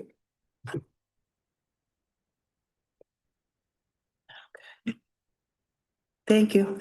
Tammy McKelvey, Councillor at Large, Township of Minden Hills. One of the things I would question is the cost for the next stage of trying to do the financial analysis on 3 and 4 really is what jumps out at me. It's basically bringing the lower tiers to a skeleton, and I just not sure it's wise to keep or put a lot of money towards that analysis. Just my thoughts. But the other thing, I just want to clarify, I believe Walt was trying to ask a question and perhaps it wasn't understood. His question was whether, how do you go forward with the financial analysis when you have one municipality with no financial statements right now? I believe that's what you were trying. And so I don't know if Jim or Maureen can elaborate on that question. And then I will have another one after that if I could. So through Warden Burton, with the financial information, without the financial statements, we would then require getting that information from the municipality, probably through, like probably working on budget more so than actuals from a financial statement perspective. I think that when you're looking at, projections overall, like the accuracy to get down to that detail, I think it probably could be done without formal financial statements. That would be ideal. But we could still, the municipality with respect to budgeted information and expenditure to date type of data. Tammy, go ahead. Thank you. Having experienced an amalgamation in the past, I just think it's really, really, really important that I know everybody's feeling this is rushed, but I don't want to see, in my opinion, again, having been a previous staff member, it's really difficult on the staff when you spread this out over 4 years. And I don't know if there's any thought, once any decision is made, if the process can be expedited and an election advanced, or does it have to be 4 years for that sort of thing? It's just, that's a big, probably not going to be a black cloud, but they're going to feel like it's a black cloud hanging over their heads. And I think the staffing is really important that we try to understand what that's like for them as well. So just my question, I guess, is can the next election date be moved up as part of any restructuring? Gordon, I think I can answer that question from a process standpoint, and it's a valid question, one we've actually been working with, and while we're setting dates going forward to recognize the impact of the duration of the study. So with respect to going forward, depending, again, it's all going to be predicated on which option is chosen, because it's at different levels of implementation based on the model taken. If it is model 2, which is single tier, a lot of that will be dictated through negotiations with the province with respect to the structure around changing into a single tier government. But again, from past experience, those type of things, you can achieve that within 14 to 18 months period and getting that done on the details on that. And then again, the only really experience that's relevant to us now is 26, 27 years ago back to 2000, where there are options around transitional boards that carry the new entity through until the next election cycle, which would be 2030 in this case. So you're building a new structure, you're creating and you're managing the new structure with the new council for the new structure elected at the next election cycle. So all that would be applicable to model 2 being the piece. If it's model 3 or 4, so I'll use model 3, which is, I believe, is just the transition of certain powers to the county.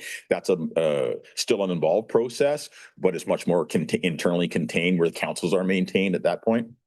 So it dictates, but anything going forward, the recommendations on process would be starting the change as soon as possible within the one chosen, so that there isn't that long drag out for the implementation, so things are set up going into the next election.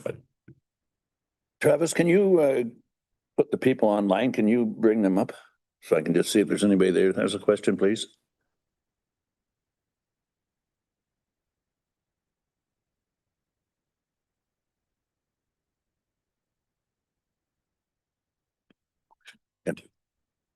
Sabrina, go ahead if you would like.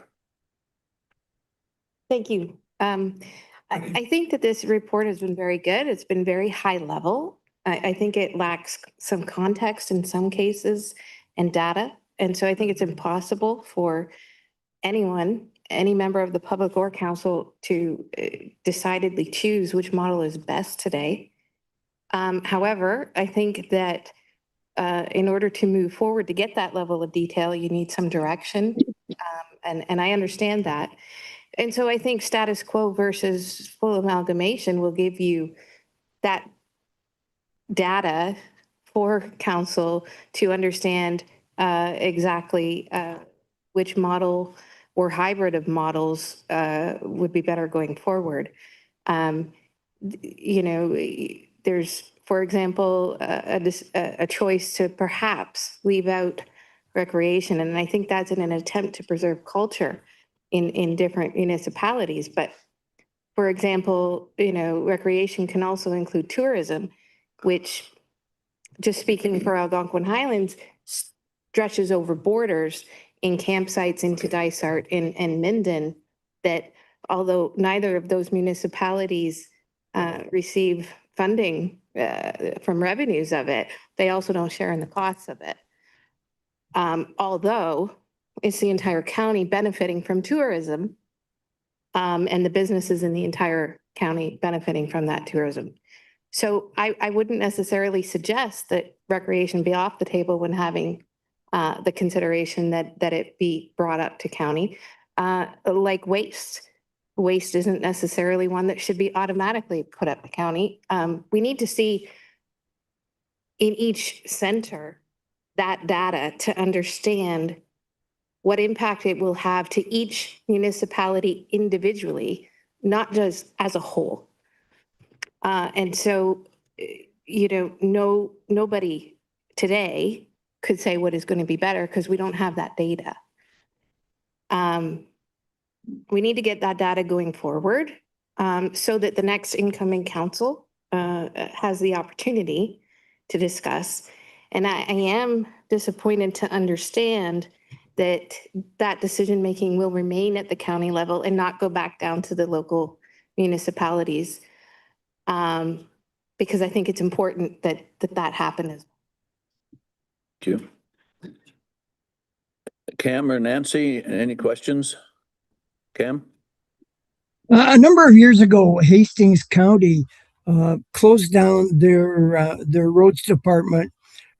Those duties were transferred over to the municipalities. I believe Mr. Pine may have been involved in that.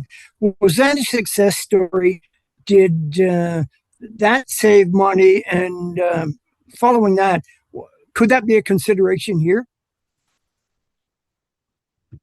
I wasn't involved in the decision at the county to disband the county road system.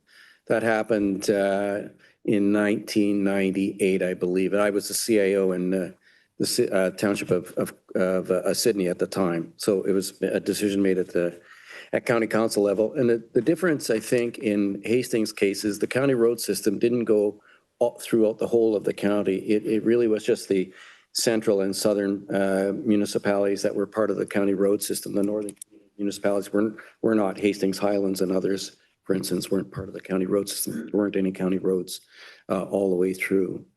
I think my own sense of it is that the municipalities in Hastings locally have struggled with the burden of maintaining all of the roads that used to be for the ones that were county roads or former provincial highways.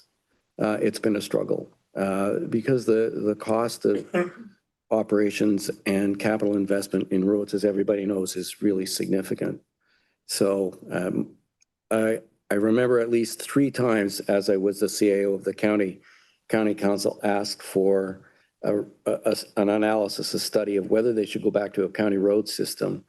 And each time they just never got to a decision on it, whether to change it or not be, and have continued on with the way it is now. My own personal opinion is there are certain roads that require higher investment and need higher investment, and you need the financial capacity to do that. And in some cases, some of the municipalities in Hastings County are very small. It's a real challenge for them. Thanks, Jim. Nancy, did you have a question? I did. I just had a couple. This will kind of be to Maureen. So although we're very aware that the whole county and all the municipalities have aging infrastructure that need replacement or repair, and you put in there that the assumption that there are going to be no new debt. So if there is going to be new debt, which there is, how will that be covered with any of these models? Is it not going to have some impact on the tax base? So through you, Warden Burton, thank you for your question. So I think there is a reasonable use of new debt if you're building, potentially like a new facility, something that you want to finance a little bit longer term. But what you don't want to use debt for, you do not want to use debt to maintain your existing infrastructure. That you should be funding on an annual basis.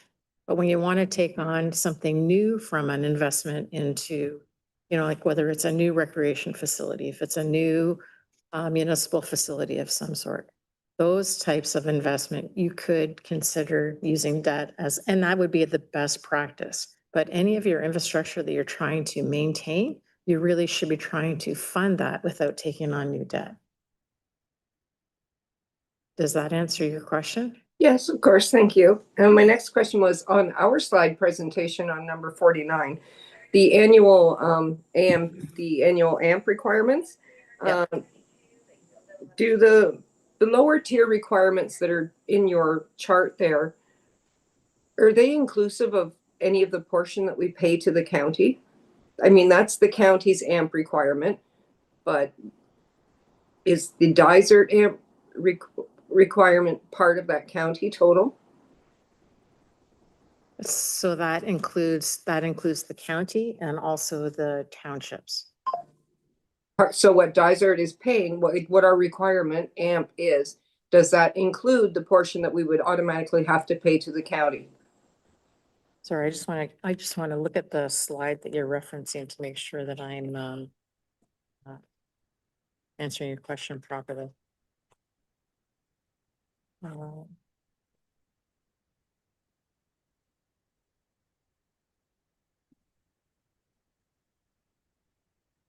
My apologies. No, that's fine. Thank you.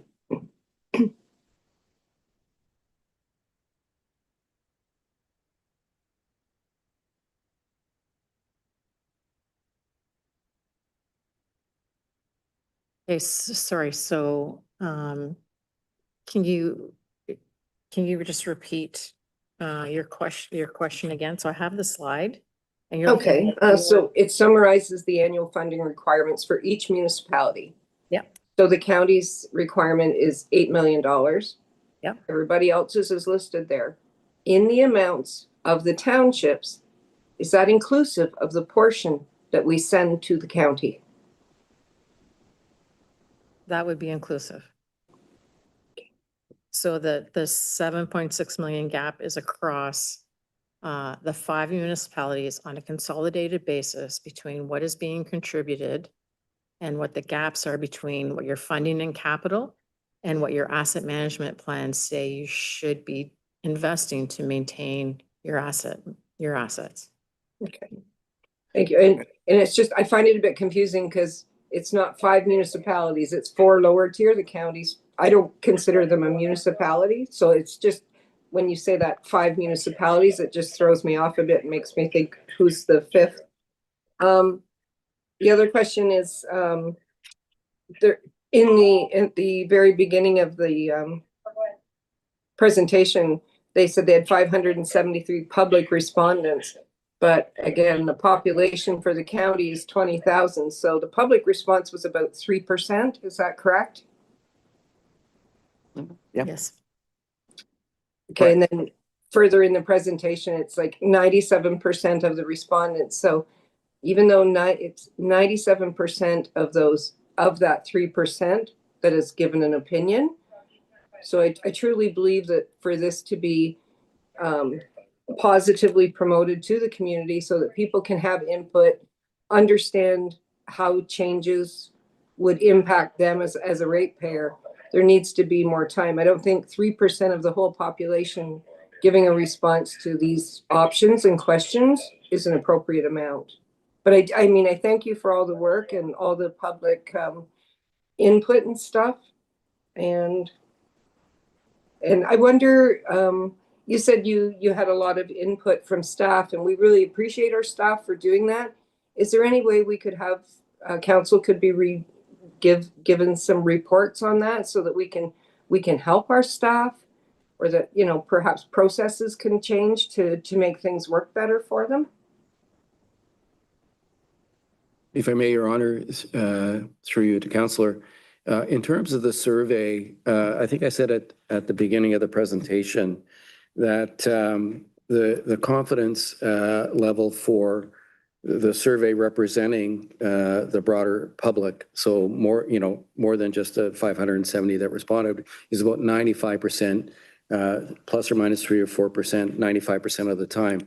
So in any survey model, the industry standard is our confidence level is extremely high. You can, in other words, you can rely that it represents the broader community, if I'm getting this right, 95% of the time. So that's why we say that there's a high confidence level as a result of the study. And like any survey that any other survey company does, they sample a representative of the popular number of the population, and then they extrapolate from that. In our case, 570 responses represents a very high confidence level at 95% that it's representative across the whole of the community. Is that right, Lynn? Thank you. Okay. The second question around the staffing input, I think there's further details around comments that we've received from the staff through the survey that's available in the report, or could be made available. Okay, thank you. We have a few minutes. I'm just going to open the floor up. If anybody on the floor has a question, just please stand and state your name, and we would like to hear. If there are any. They're gonna have to go to a microphone. Don't have to find a microphone somewhere for you, but if there's anybody out there that would like, more than welcome. You can go to the. How about over?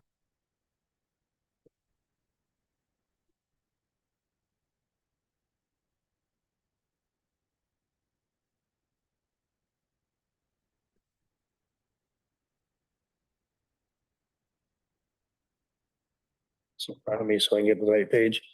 My name is Greg Bishop, if you don't know me. My last 4 years was on the Ontario Land Tribunal, dealing at the provincial level and dealing with the Ministry of Housing and the Ministry of Attorney General. So I've got some familiarity there. So the real first question, and this may be a real dumb question, but why not ask the dumb questions? I'll get to the right page. I'm a visual person, so I printed the whole report. Page 57. You've got the whole report. So maybe I'll just read it and just to have me understand it.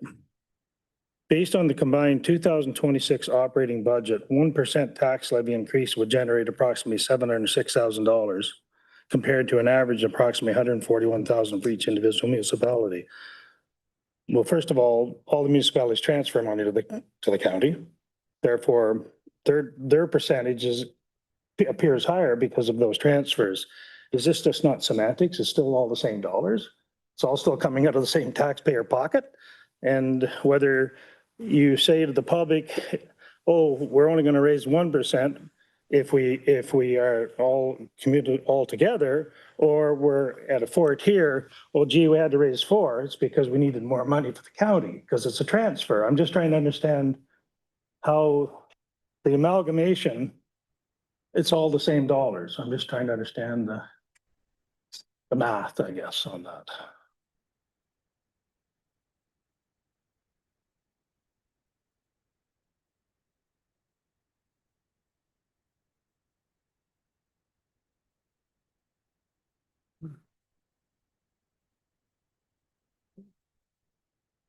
Page 57. I'm just trying to understand that. Maybe just a dumb question, but I still think it's just coming from the same pocket, just in different ways, maybe.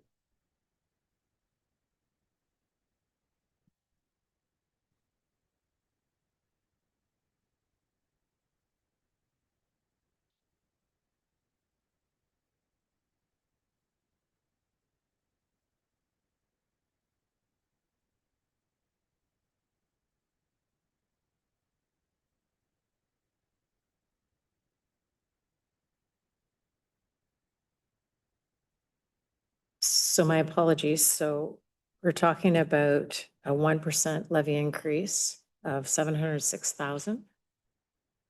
And then what was your, So if under one tier, if we're under one tier and you're trying to raise cash flow, yeah, a 1% increase would generate 706,000 if we're all combined. Mhm.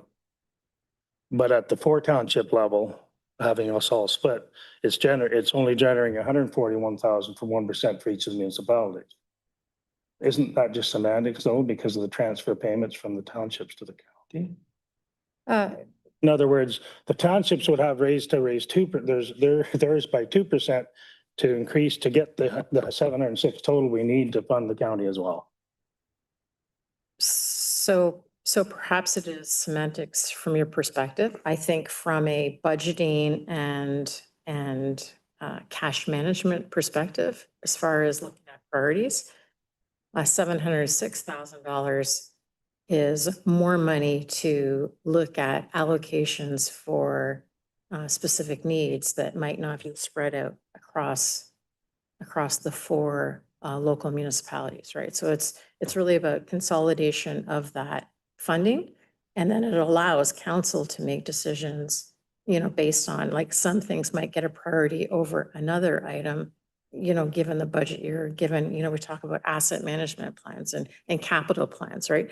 So having that money, or have that increase in your taxes in one pool, gives council, I think, a better opportunity to look at the priorities across the region. So you're right, semantics perspective, but $706,000 on a consolidated basis might be more attractive to look at specific initiatives. Totally understand that.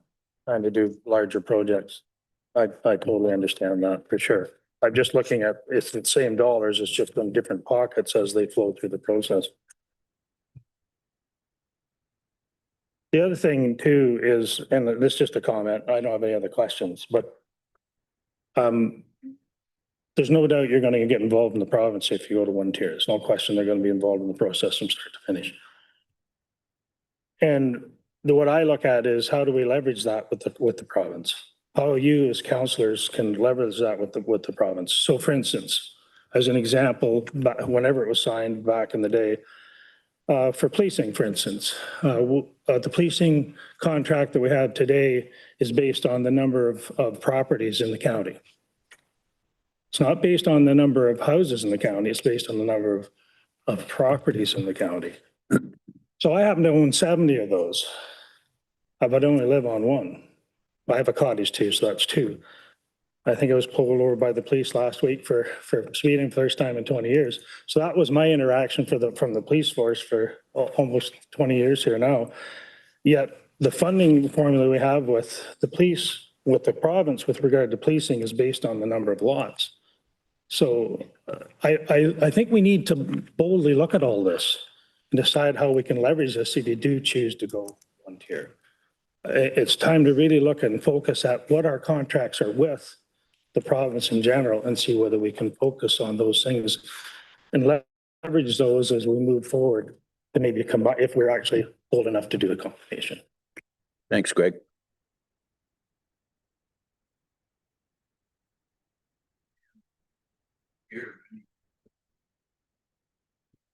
Go ahead, Ruth. Yes, Ruth Strong, Municipality of Highlands East. I'm councillor for Ward 4. I, like many other people, my biggest concern is the raise in taxes. Now, my question is, the debt. Each municipality has a certain number for the debt. Now, if at the town hall meeting in Wilberforce, it was expressed that each municipality would not share each other's debt. Everybody would work independently. I don't understand how that's going to work, but maybe someone can tell me how that's going to work. Thank you for your question, and through you, Warden Burton. If there is an amalgamation, money that has been contributed to reserves by the residents in the local townships stays with those property owners and those local residents, similarly with debt. So what would happen through amalgamation, and there'd have to be an agreement that's drafted up, but debt that is due to local decisions made by local councils that's existing will need to continue to be paid by those ratepayers. Eventually, if there was amalgamation, eventually, once all that debt is paid and once those reserves that have been set aside for those townships, that will eventually get paid off or maybe get drawn upon. And then you would see rate stabilization or the same rate potentially throughout the townships or across all properties. And if I can, Maureen, I can add to that. In the restructuring order that created the city of Quinte West, there's specific provisions that the minister required in the formal legal agreement, and we called it ring fencing the debt and the reserves to do exactly as Maureen said, because the people who have paid those into those reserves should get the benefit of those reserves until they're exhausted and played out. So it was formally put in the restructuring order, so it was clear to the new council that if there was $1 million that had been invested in capital reserve in Sydney Township, that reserve would be spent for that ward, which was Sydney Township, old Sydney Township, until it was the city started to create its own, or I guess consolidated reserves would be the way to say it. So it's a way of just protecting the investment that people have already made in their reserves or in their debt, so that, as I said, that those who paid get the benefit of it until they're used. And then there's the common approach. But it's put in the restructuring order so that it's legal and everybody knows what the rule is. So then each municipality then could possibly have a different tax rate. Yes. Okay. Thank you. Councillor Ryle. Yeah, I was following along the same basic thought pattern. And that is, for instance, when you get to harmonization, which is what this is all about. And I know when we were dealing with it at the health unit, it became a real major issue because the idea of taxes going down, or in this case, levies going down, was just not, it wasn't real because of the cost of what was going on. The cost of operating even a merged unit was much higher than it had been before. So nobody got any reductions. But having said that, some of them got some significant increases over what the levies would have been before. So we have to deal with that. And then you get into the debt harmonization, you get into the implementation costs, because that's not going to be cheap. It's going to cost something. To assume that we're going to be able to do this with all of our own staff, something tells me that ain't going to work, because if they're doing this, how are they going to get their regular jobs done? So there's going to have to be additional costs associated with that. So I would like to see and hear if we have any estimates, and I understand we're only dealing with estimates at this point, but if we get a rough idea of what this is going to cost, and if somebody turns around and tells me that it's going to be around $600,000 or $700,000, then I need about a 40-page document to explain to me how that's going to work, because typically it's a lot more than that, and it takes resources too. So to do it in a short period of time, not so much the decision to do it, but the decision to physically go through all the changes itself is going to take more than a little while. And so I need to know, or I'd like to know, what's the schedule for doing that? How are the costs going to be impacted and absorbed? I realize that in scenario 2, there is a piece there that is going to be looked to by the province. Marvelous. What's the approximate number we're looking for? If we're expecting the province to come to the table, do we have a rough idea of what that number is going to be? Because my experience with them is not always reliable. They have a tendency to say one thing, and sometimes they don't necessarily follow through. So I would like to see a much more descriptive picture of what this whole impact is going to be to the taxpayers.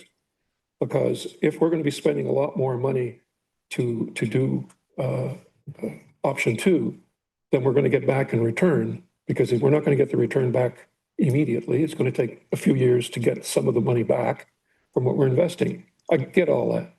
But the taxpayer and the people that we represent have to know what approximately that's going to be within a range.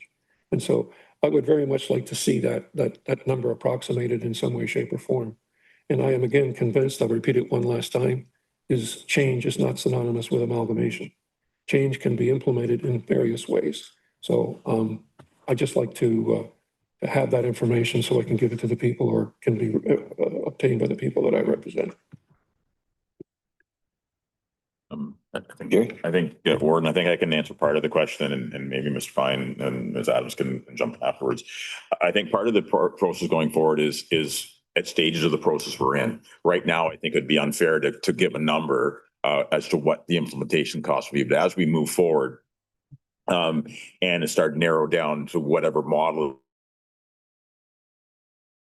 is being chosen, those implementation costs can actually be starting to get calculated with a bit of finality on a both qualitative and quantitative basis. But also dealing with, you're looking at to your, I guess the point of your question regarding the Model 2, which is amalgamation. That's our goal, is to work with the province and identify the fact that those type of costs we need support to do it, similar to what they did with the health unit with respect to, because you don't want to have to absorb the change costs into the budget you're trying to correct. Right, because that was all those things would be dealt with at the implementation stage of the thing before the finality of it was coming into being. So to give you an estimation right now, I think would be a bit unfair to everybody. But it is what would be looked at as we move forward and whatever decision the new council makes on which options going forward, then we would be looking at integrating, identifying those implementation costs would be part of the decision-making process. And then we'd be working with the province for the necessary support to affect the change we're looking at doing, if that makes sense. First off, thank you. I totally agree with what you're saying. You're talking about looking into a crystal ball that probably will not be clear until after a decision's made, which brings up the question, do we have to make a decision before we find out? Or do we have to do that? And secondly, in the third option, if we have a modified third option, we can pretty well get a better idea of what the costs are going to be prior to that. So my question and request is that we look at least a two option scenario where we're looking at the one, and in the event that it just doesn't going to work out because the province has chosen not to, that we have a fallback option too. Because I think all of us have said the same thing. We have to implement some kind of change over the next 4 years. What it is yet to be decided. So I would like to go at the end of this term, knowing that at least two options are being investigated, and the people going into these positions in 2027 or later in 2026 have the best amount of information they can get on what to choose. Gary? Thank you, Warden Burton. I think that's our intention, Councillor, is that with seeking the authorization of council moving out of today would be, unless directed otherwise, we would be doing the financial modeling on all four options as presented, unless directed otherwise. And that's where the intention of getting forward, the documentation I was talking about, is going through the public and getting into December, into the first meeting in the new year for the new council would have that level of information. And more we get into information, you can start identifying the cost factors when you're getting into structure, you're getting into things like that, what they would look like, then you can start narrowing down on space. So I think there is an opportunity to have an identification of what the cost will be, maybe not as definite as once a decision's made. So no, it's not, you have to wait to make a decision to final costs. There's ability to get the information that will help facilitate a decision going forward. Okay, other questions?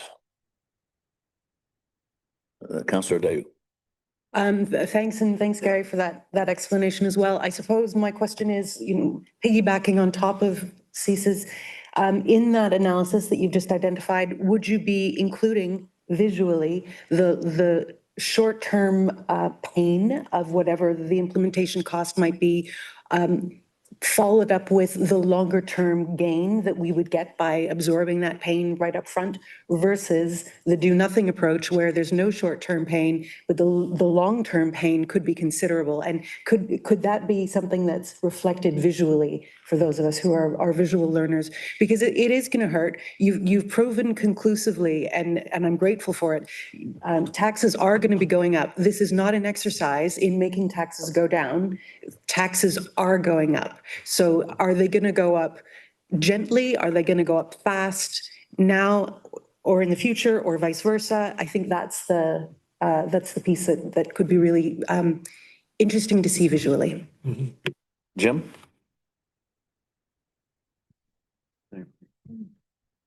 I think it's true. If you looked at our forecast of levy increases over the next 5 years under the current approach, without any change, you know where you're headed. And that is a very conservative estimate, as Maureen indicated.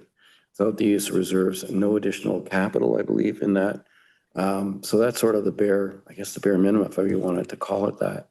So that's what you're facing in terms of the status quo as we see it at this stage. Looking at the options, it's also about capacity building as well, in terms of being able to get the right amount of staff and the ability to do what you need to do going forward. And it's about finding ways to cut some of the duplication that currently exists. So those things are, we can do a detailed look at. Absolutely. It's helpful to know what your interest is really in terms of where to go and do this deep dive into the financial analysis. What it would take in the short term and what the longer term looks like. Deputy Warden? Mr. Pine, I'm just wondering if you would mind giving those of us here who may not have a full understanding, or those who are listening online who may not have a full understanding of the true meaning of capacity building. Sure, through you, Burton, maybe I can answer that question. So I spoke previously about finance, so maybe I'll continue to talk about finance, right? So across your municipalities, you would have multiple finance staff. And if you were to bring that team all together under one management or, within one entity, well, now you've got capacity for more financial analysis. You'll probably have capacity to have a dedicated resource for asset management. Many municipalities have an asset management coordinator. You could potentially have a resource that's focused on cash flow, debt management, investing, reserves. And some of that capacity building also will yield better returns for the municipality overall, right? And when we talk about, long-term financial planning, consolidation of systems, right? So everybody's on the same system. When you think about one audit, so you don't have every municipality working on an audit at the same time, you will have a core team that are working on the audit, but by the same token, you can have your core team also working on other things, once a budget's approved.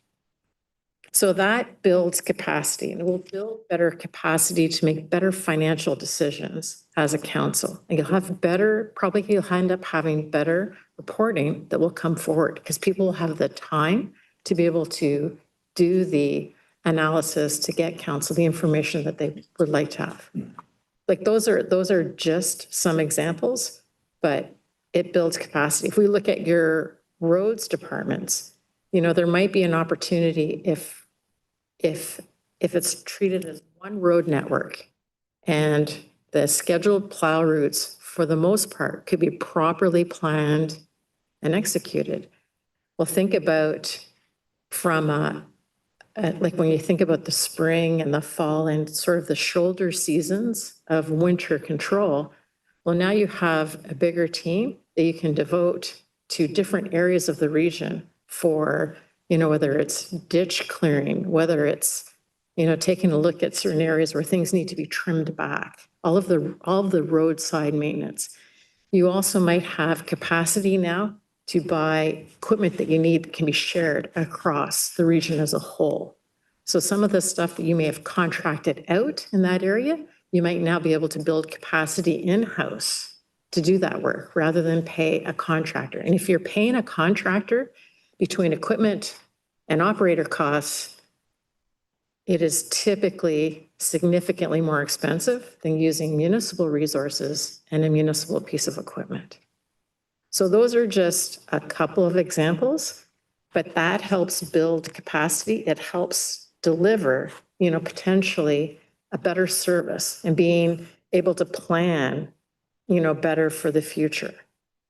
From an emergency management perspective, if there's flooding in one area, well, now you've got a bigger team within your jurisdiction to be able to devote resources to get the equipment, the resources, the staff needed to be able to respond. If you think about communications, right, everybody has different communications individuals amongst all of the municipality, including the county. You got 5 websites. You could have one website. You could have multiple people that are able to do communications so that it's not a worry when someone is not in the office or someone's on vacation or an emergency arises. Now you've got potentially a team. It doesn't mean necessarily you're going to have 5 people in communications, but now you're going to have those resources to make sure that you can do everything in that area that you need to do.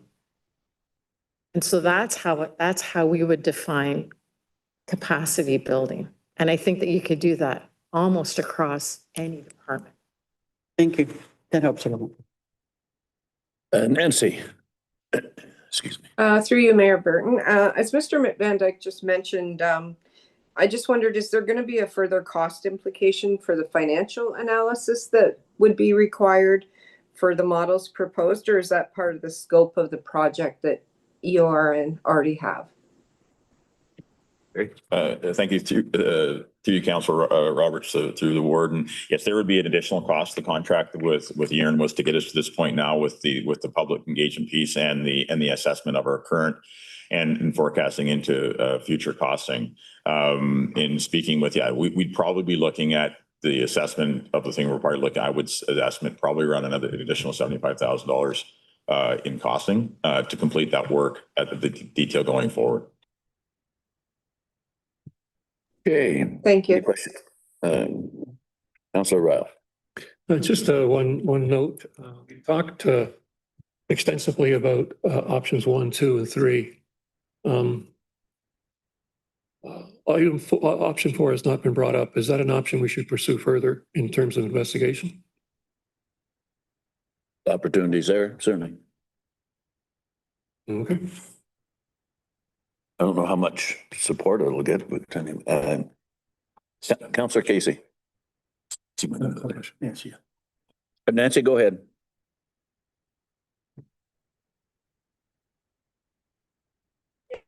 My apologies. I forgot to put my hand down. Okay, thank you. Councillor Casey. Yes, just further analysis, 75,000. Any idea how long that's going to take? Or get more financial information? Based on where we're at like now, I'll just offer my opinion. I think we can do the work with our goal to targeting is to have the information ready for the new council first thing in the new year. Okay.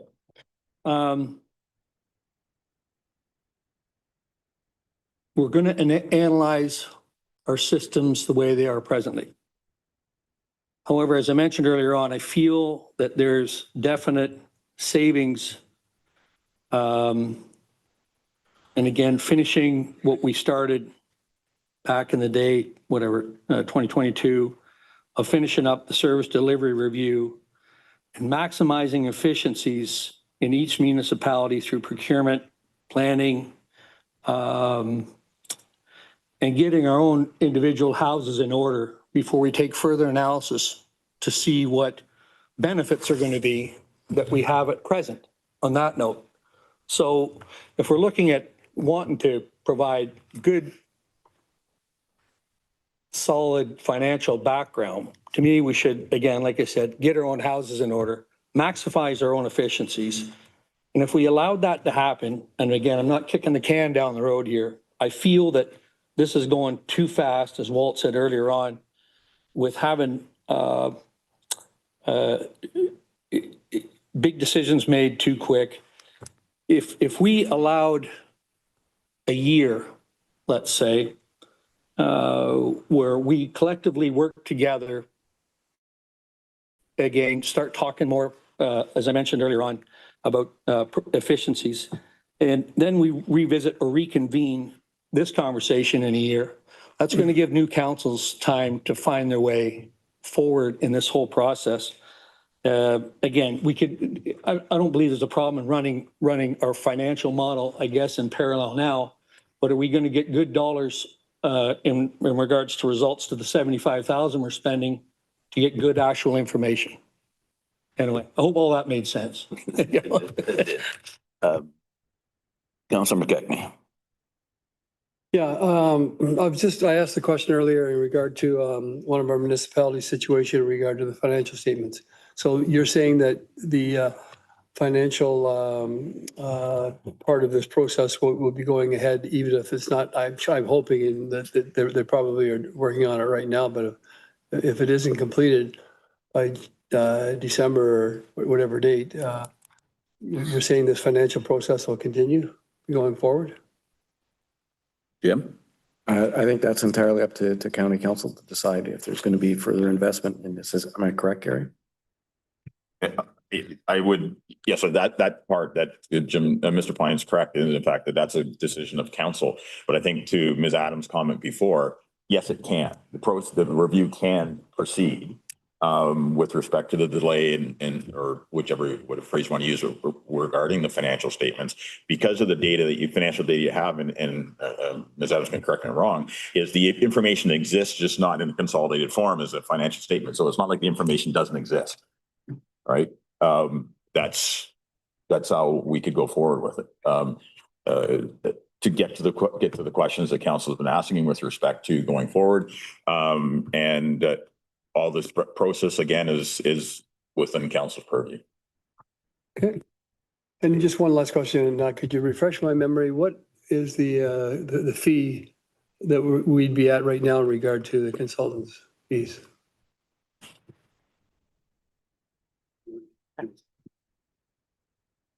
I'm hearing the original budget for this was 200,000. 200, you said? Yep. 200, yeah. Thank you. Okay, we do have a resolution. Okay. So, yes, with council's indulgence, I did add to the original resolution based on some of the conversation, and we'll modify if I've misinterpreted council's direction. First off, that the delegation from the Haliburton for the Haliburton County Affordable and Governance Study report be received, and further that CEO be directed to further engage ERN to provide financial and structural analysis of the identified governance models for presentation to the 2026-2030 term of council. Could I have someone move? Oh, Councilor Carter. Just a comment.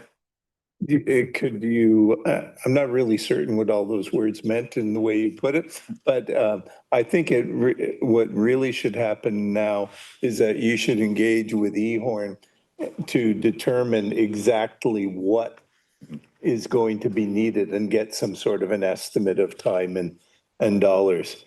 So we can turn it over to you to say, hey, figure out exactly what needs to be done, and then you can come back and an approval, if you will.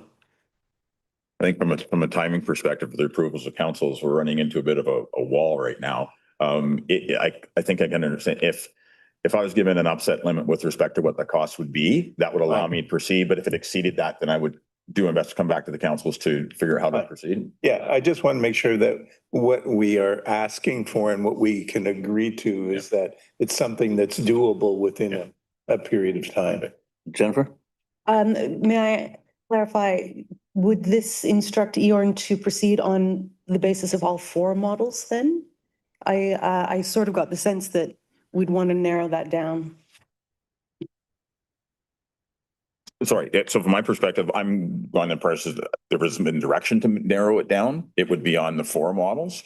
Some of them, two of them are pretty close together. I mean, analysis would be relatively similar, but unless without specific direction, council to narrow them down, it would be on the four.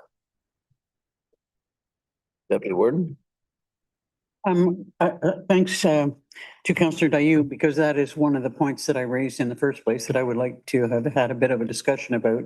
I've heard from a number of different members of council and from the lower tiers that they're not sure that it's viable to proceed with spending money on all four of the options. And I was hoping for a bit of a discussion about the value of all four, or whether we should be looking at three. I've heard in many discussions that I've had with other members of council, with members of the public, that they cannot truly see a strong value in pursuing option number 4. And I think you've heard that from several other members of council here today. Council, any comments on that? I don't have any problem with that at all. Cease? I would totally agree with that. Yeah, because we're basically looking at the cost of doing 4 and the cost of doing 2 are not going to be that much different. And what are we going to get out of it? We're not going to get what we're looking for, which is a centralized system, if that's what we're going for with 2. This? Having said that, would there be a difference in what's being proposed for cost going forward if we only looked at 3 options as opposed to 4? Okay. I would, yeah, I would say there would be a cost difference because you have to put the time and effort into all 4. Because yes, there are similarities, but there are nuances that would make them different from one another. So there would be work involved in 4 versus 3. Great. Could I have someone move? I'd just like, Well, go ahead. I'm not trying to confuse things, but I'm just sitting here thinking that there's 4 options put on the table, which the public are kind of aware of today. And I think if we dissected this right down to how much money it's really going to cost out of the $75,000, would it be more, how beneficial would it really be to get rid of one of the options versus them letting the consultant team do their job and give us all 4 financial, because that's what the public are looking at. If I'm outvoted, I'm outvoted, but. If I can offer, I would just say from an efficiency standpoint to your comment, Councillor, is if we took it the maximum to up to a maximum of $100,000, then if we would spend what we needed to spend and then go from there. That I think that would cover what we needed to do going forward. I think, and that would, to your point, I think, and you're analyzing all 4 models that have been presented today and have been in the public realm for about a week now. That would probably cover off what we needed to do.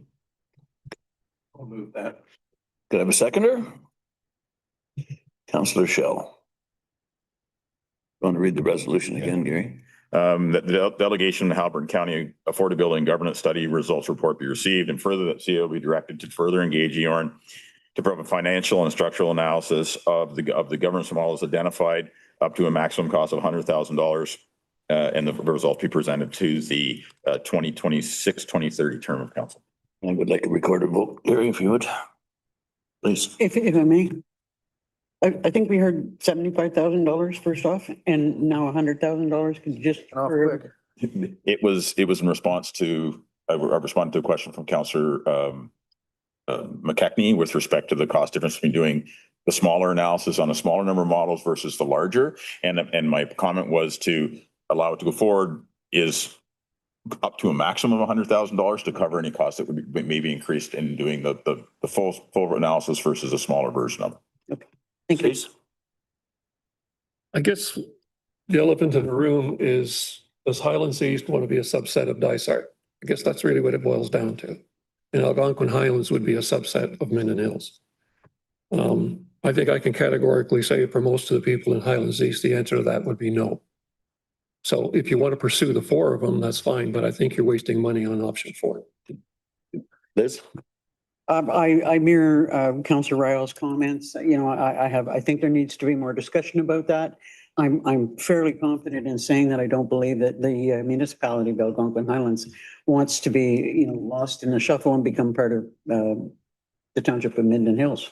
And that's no offense to folks in Minden Hills, because they're great. It's just that, it's the whole identity issue that we've talked about all along. Gary? Just for clarity's sake. So by doing analysis, it's not affixing any import to any model. It's just providing the information to assess the models going forward to in line with comments you've just made, right? So it's by doing the 4 versus 3 or whichever the number is, it's by doing analysis isn't giving any weight to an option. It's providing the depth of information on that option for further assessment and consideration as we go forward in the process. Have a resolution on the table. I'm not going to beat this to death. I'm the one who kind of brought this up. I just thought for the $75,000, but why not throw in the last option? But it seems that it's gone up to 100,000. I'm not in favor of spending it. I'm sorry. I'm going to Sorry, call a I brought vote it in a up. second. I would like to second the motion for the purpose of the vote. We don't have a vote. Oh, I thought we had, Councilor. I have Bob and Lisa. Yeah, hi, Bob. Sorry. All right. I'm going to, I want to record a vote, please. Want me to read it one more time? Sure. Okay. That the delegation from the Haliburton County Affordability and Governance Study results be received, and further that the city is directed to further engage EOR to provide the financial analysis of the governance models up to a maximum of $100,000 for the presentation to the 2026-2030 term of council. And a recorded vote's been requested by Warden Burton. Councillor Dayu, Yes. Councillor Casey, Yes. Councillor McKechnie, Yes. Warden Burton, Yes. Councillor Ryle, Nay. Councillor Shell, Yes. Deputy Warden Daniel, Yes. Councillor Carter. Yes. The yeas have it 7-1. Motion is carried.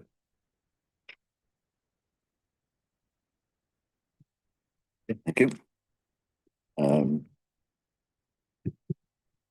Guess we have the consent agenda here. Second, let me catch it. Break. Do them. Yeah. Yeah. Okay, we will take a 5-minute break and those that would wish to leave, leave.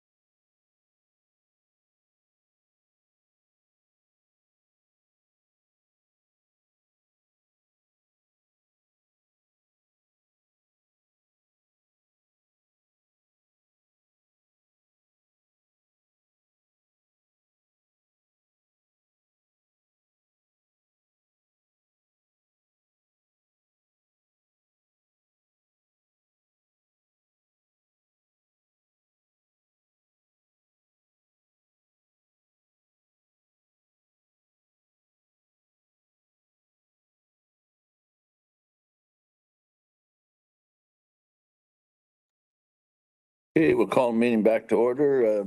The consent agenda.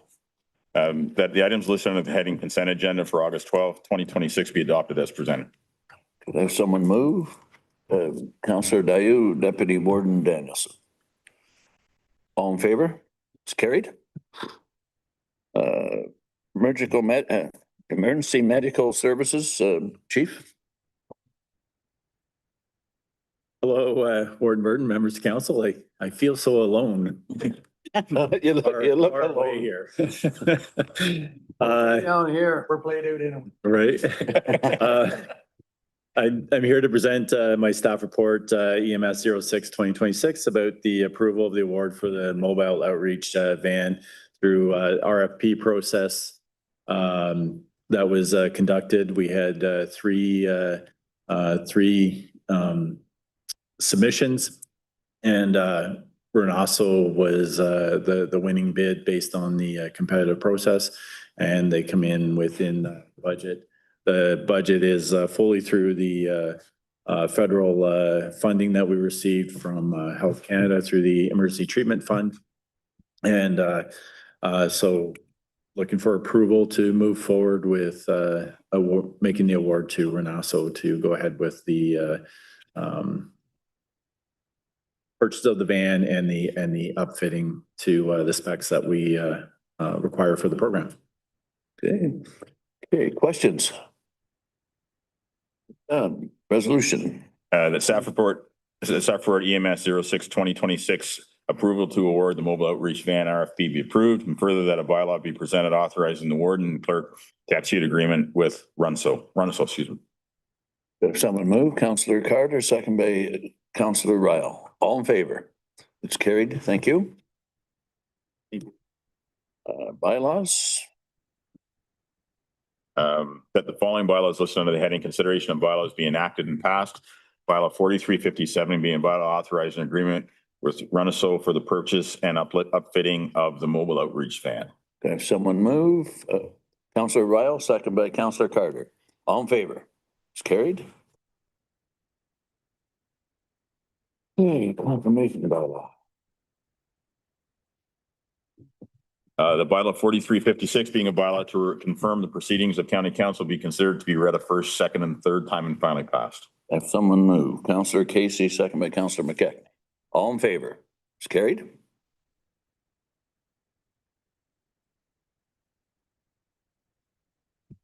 That's what Casey.